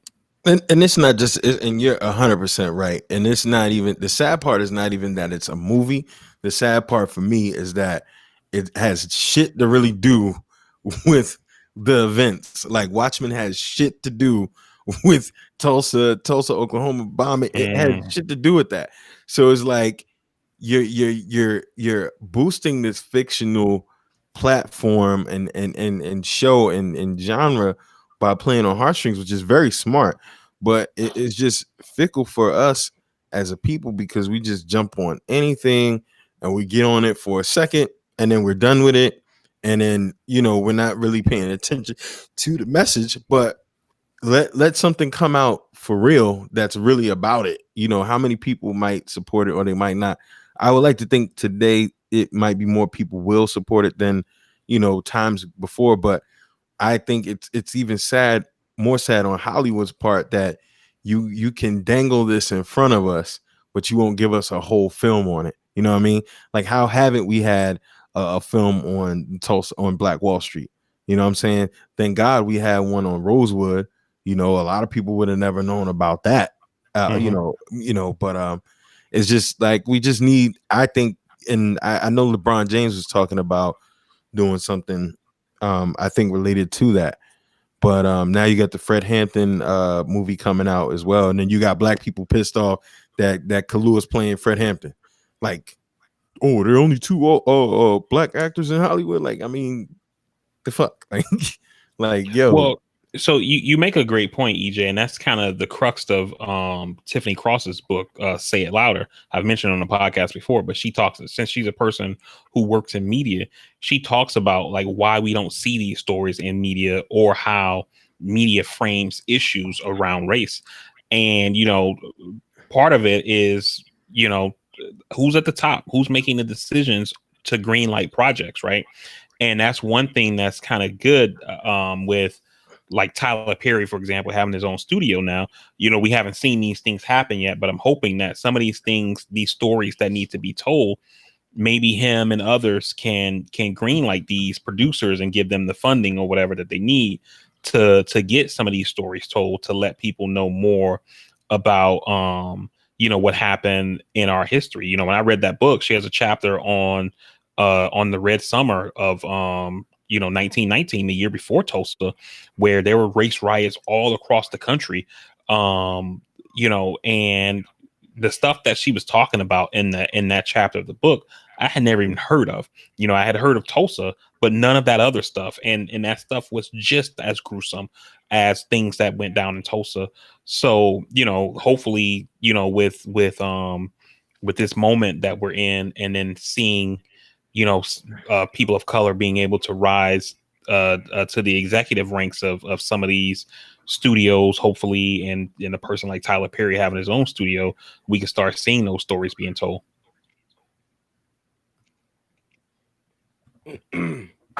So how was the Lorraine, EJ? How was the who? Oh, the Lorraine Motel, the museum. Yeah. Uh, you know, yeah. I'm not all right. So just standing out there, seeing the balcony, where Dr. King was shot, it's nothing like it, and it's a wonderful museum, a Smithsonian museum, and going through it is just really focused on that civil rights era. John Lewis is all through it, like literally all through it, like young John Lewis.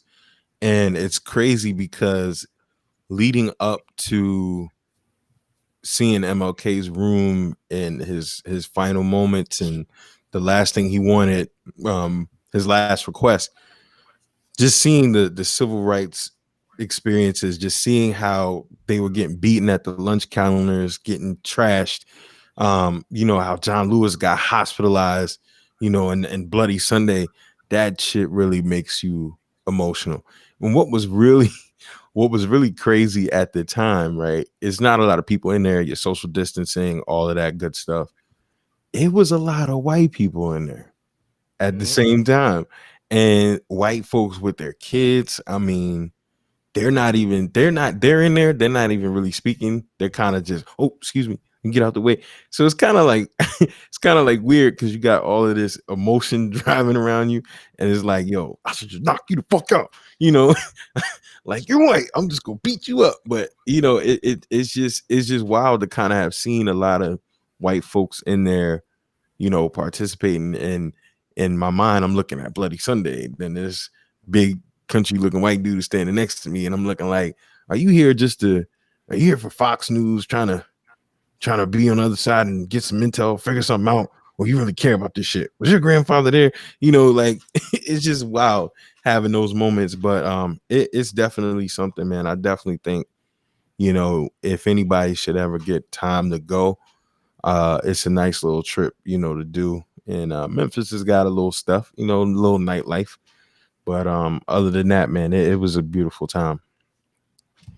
Yeah, man, it's just hearing you talk about the Lorraine Motel and what you saw in it, and Bloody Sunday, and listening to Obama's speech at the Democratic National Convention, and you see the stuff that has been sacrificed, the blood that's been shed, the people who've taken beatings, and all those kinds of things to get us the right to vote. Then they were fighting for more than that. They wanted, equitable pay and all those kinds of things. But the right to vote was probably the crux of it, and to see a lot of our people who don't participate in the process, man, it's really, it's really saddening, and I think that people grow up taking, their rights for granted, man. And it really sucks.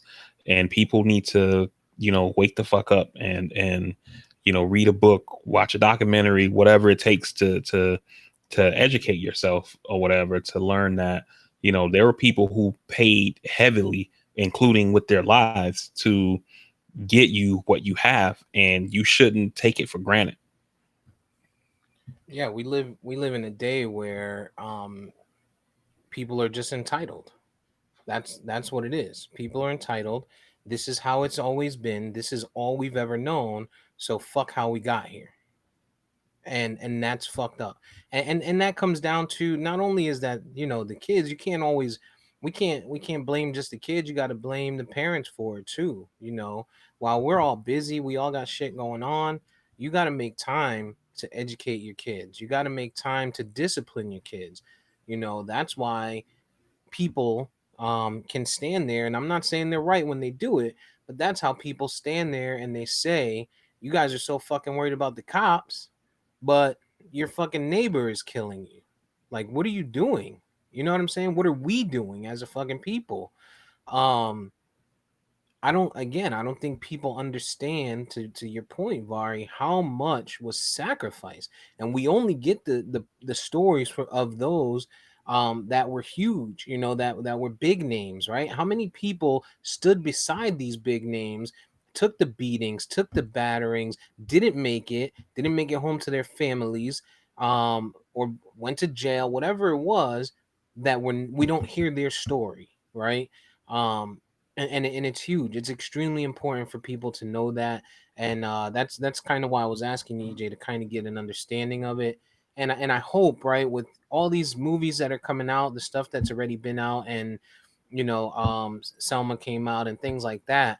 It's important for producers and the Tyler Perrys and those people to really continue to fucking drive the story home, regardless of what happens, and even more so if the fucking election turns out the way we don't want it to turn out. It is extremely important for that message to be driven home and fucking shoved down people's throat to say, listen, it ain't that far ago or that long ago where we were getting our asses fucking beat, walking out of places with our eyes hanging out of our fucking socket, not for anything other than the fact that we're brown. You bring up some marvelous points, man, because I make it a point. I want to talk about three different things. Driving at home, I make it a point to make the girls sit down and watch various videos or documentaries on black figures, just things that happen. Like, we looked at the Middle Passage. They just looked the other day at Shirley Chisholm and how important she was for women's politics overall. I mean, Jesus, like, that lady was super progressive, super smart.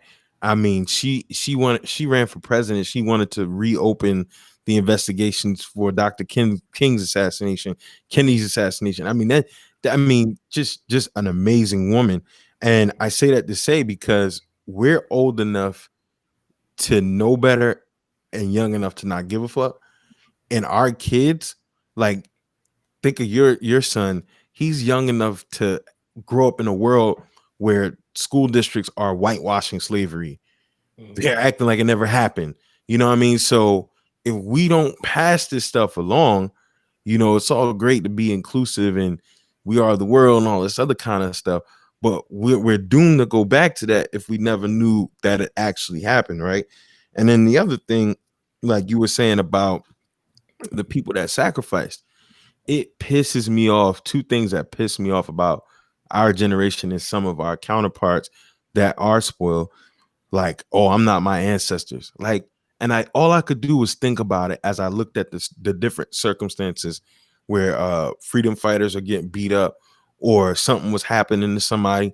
And all I could think of was like, man, we can easily say I would did this, I would did that, but now we're afforded a little bit of reciprocity from the law. These motherfuckers were in a time where if you hauled off and beat up a white dude or shot a white dude or etc., your ass is going to jail or dead, and you're not getting a fair shake. You know what I'm saying? And I was talking to I did something for another show about the use of the word nigga, man. I'm really making a concerted effort to a concentrated effort rather to not use it, because for those people at that time in the lunch counters and the protests, because one of the first sit-in was here in Baltimore in Northwood Shopping Center, minutes from my house. And they jailed like 20, 30 people, women and men, you know. And just to imagine just sitting at the lunch counter, sitting there peacefully, just getting spat on, getting called nigger, getting hit. I mean, I personally can't say I'm for the people and for the movement if I just disregard the pain that word brings to your mom, my mom, our aunts, our grandmas. I can't do it. You know what I'm saying? And I mean, I say it in jest, you know, not in public, certainly. And but I'm just trying to. It's just something I'm trying to be conscious about, man, because I can't imagine how John Lewis was out there getting trampled, you know what I'm saying? And they just like, nigga, we gonna kill you.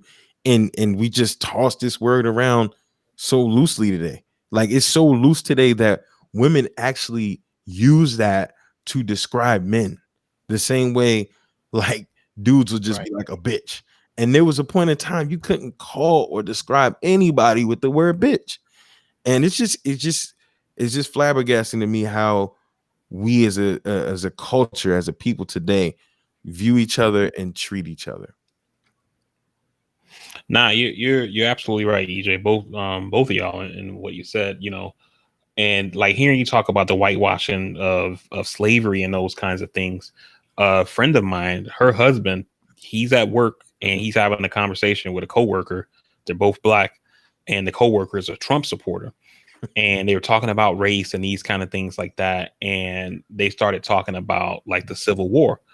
And this guy told my friend's husband the line that basically that's what has been used to whitewash the Civil War and slavery, that the Civil War was about economic issues. It wasn't about slavery. And this is a black man who's saying this to another black man. You know what I mean? And that's how, because we're not taught history, people think that, there are people who are literally taught that the Civil War was about economic issues and not slavery, Um, and the same thing with like what happened during the civil rights era. A lot of people think that, black people were treated bad. They had a bus boycott. Dr. King said, I have a dream, and then everything was solved, and this thing was bigger than that. It was going on for years. People, blood, sweat, and tears, lives were lost. Those three kids that got killed in I believe it was Mississippi, who tried to register voters. Medgar Evers, on and on and on, and this You breaking up. out there because like, and we have to get on that shit, man.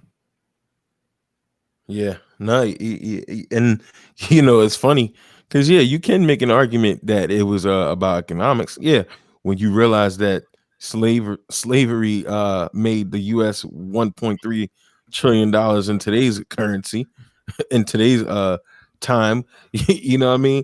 Like, yeah, we were a huge part of the economic fabric of this country.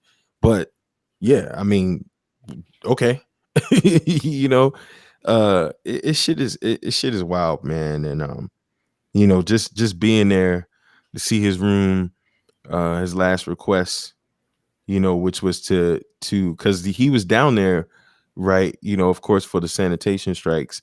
And I forget what band or what orchestra or something was supposed to be coming into town, but because of weather, they were delayed. So he had a saxophone player, a pretty well-known saxophone player, play one of his favorite songs, and I it slips my mind right now. I got a picture of it somewhere, but shit's just nuts, man. Like, like you said, he sacrificed his well being, man, and him, like you said, Mega Evers, countless others, man. It's just really wild to me, man. It's just really wild, and it's when you go down there and you just see the balcony, you just see what it looks like, and you just can imagine, like, yeah, I mean, and what I just kept thinking of is how the cities around the world, around the country, were just lit on fire when they killed Martin, man. It's Yeah, crazy. Yeah. yeah. And I mean, listen, man, we seen a little bit. We seen a little bit with these little strikes, these little Protests. protests and shit like that. But let me tell you, it's a Shit. lot more to come. Listen, if I tell you this, and I said this to somebody else, um, regardless of the how much you like or dislike Donald Trump, you agree with him, what you think his background is, what his thoughts are. It is gonna be fucking anarchy if we have to do another 4 years with him as president. 4 years and look where we are at this point. Erase coronavirus. Erase COVID. If it wasn't for COVID, we would be worse off. More people would be outside. More people would have been at those protests. More people would be fighting. More people would be getting killed. More people would be getting shot.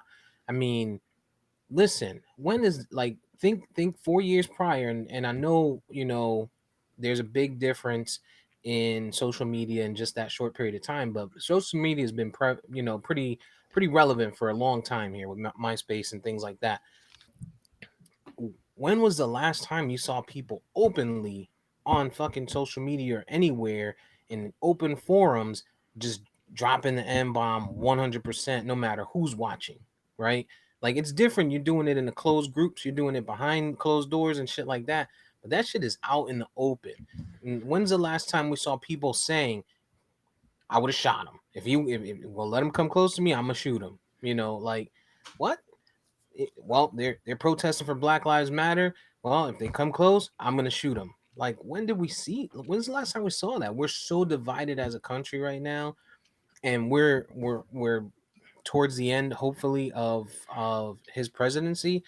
But if we get another 4 years, man, listen, it's gonna be nasty. The United States is gonna be it's gonna be in fucking shambles. The fact that the GOP has the audacity to invite that couple from the the couple that was on the lawn with the guns, Mm-hmm. it's telling.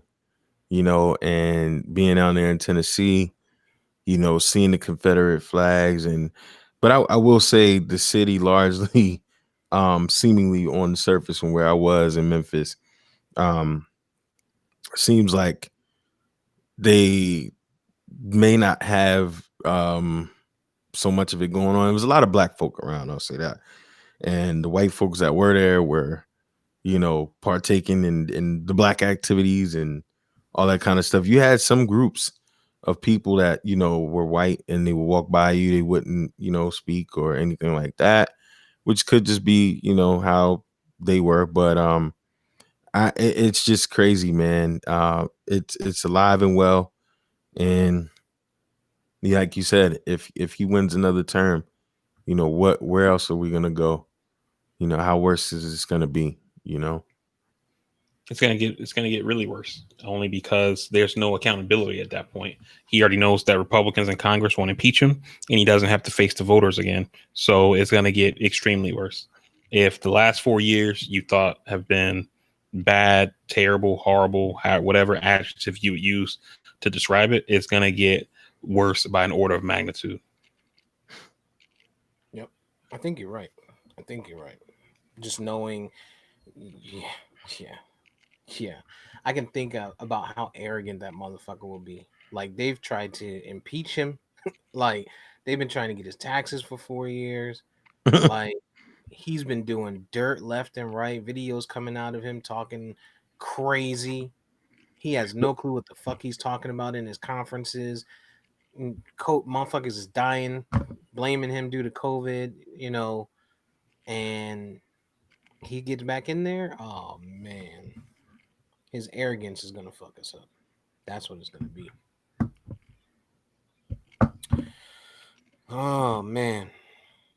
All right. What else do we have? Anything that you guys had? I wanted to definitely wanted to hear about that now, about the experience, EJ. Yeah, definitely go down there one day. Check it out. Nice little town, small town. Beale Street, like I said, is like Beale Street is like a bigger what's this Bourbon Street? It's like a bigger Bourbon Street in New Orleans. People See, are out. people were out Saturday. It was a lot more people out than it was more people out the weekend than it was when I got there on Friday. But I mean, the situation down there is pretty much how it is. Like for us in Maryland, you got some places you can go in, gotta have a mask. They got tables sectioned off, so it's like your space between every table. And then you got some places that aren't open, or they just doing drinks to go or stuff like that. But yeah, Sunday seemed like it got a little bit more popping out there, and yeah, it was a little interesting. A lot of drunk women running around twerking. I bet. Shorty had a good time. What shorty?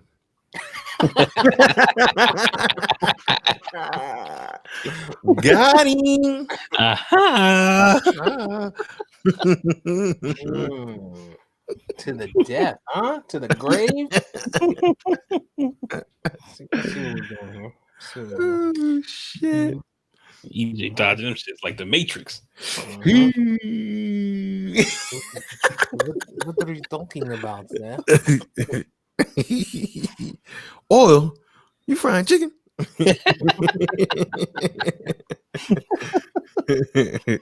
Oh man. shit. That's crazy. That's crazy. All right, Yeah, man. own family, man. All right. So VP, let's see if your connection will hold up. See if it'll hold up for the takeout. Wait a minute. Hold on. Let me prep everything because I think it's because you be starting to talk and then I just start dropping motherfuckers off the screen and shit. And I just don't think your connection can handle it. Giving it all that it can handle. Pause. All right. Take us away. All right, folks. As always, we definitely appreciate you joining us for this newest episode of the Castworthy podcast. Like we mentioned earlier, there is an election that's going to be happening in this country in 72 days. Plan your vote, make a plan, whether you plan to vote by mail, whether you plan to request an absentee ballot and deliver it to your state officials in person, whether you plan to go vote in person. Make sure you have a plan to do whatever it is that you plan to do for voting. You can go to vote.org. They have a bunch of great information there. You can go to NBC News NBCnews.com/playing your vote. They have a lot of great information there as well on what you need to do to vote. Again, we thank you for joining us. You can check us out on any of our social media at Castworthy on Instagram at Castworthy_podcast. You also can find us anywhere that you can get a podcast. Just search Castworthy, whether it's Spotify, Spreaker, Apple Podcasts, the YouTube channel. Some of y'all can watch the live feed on Facebook. Wherever you check us out at, don't subscribe, follow. Let's try to grow the pod. And again, make a plan, support, and we'll see you in the next one. Peace.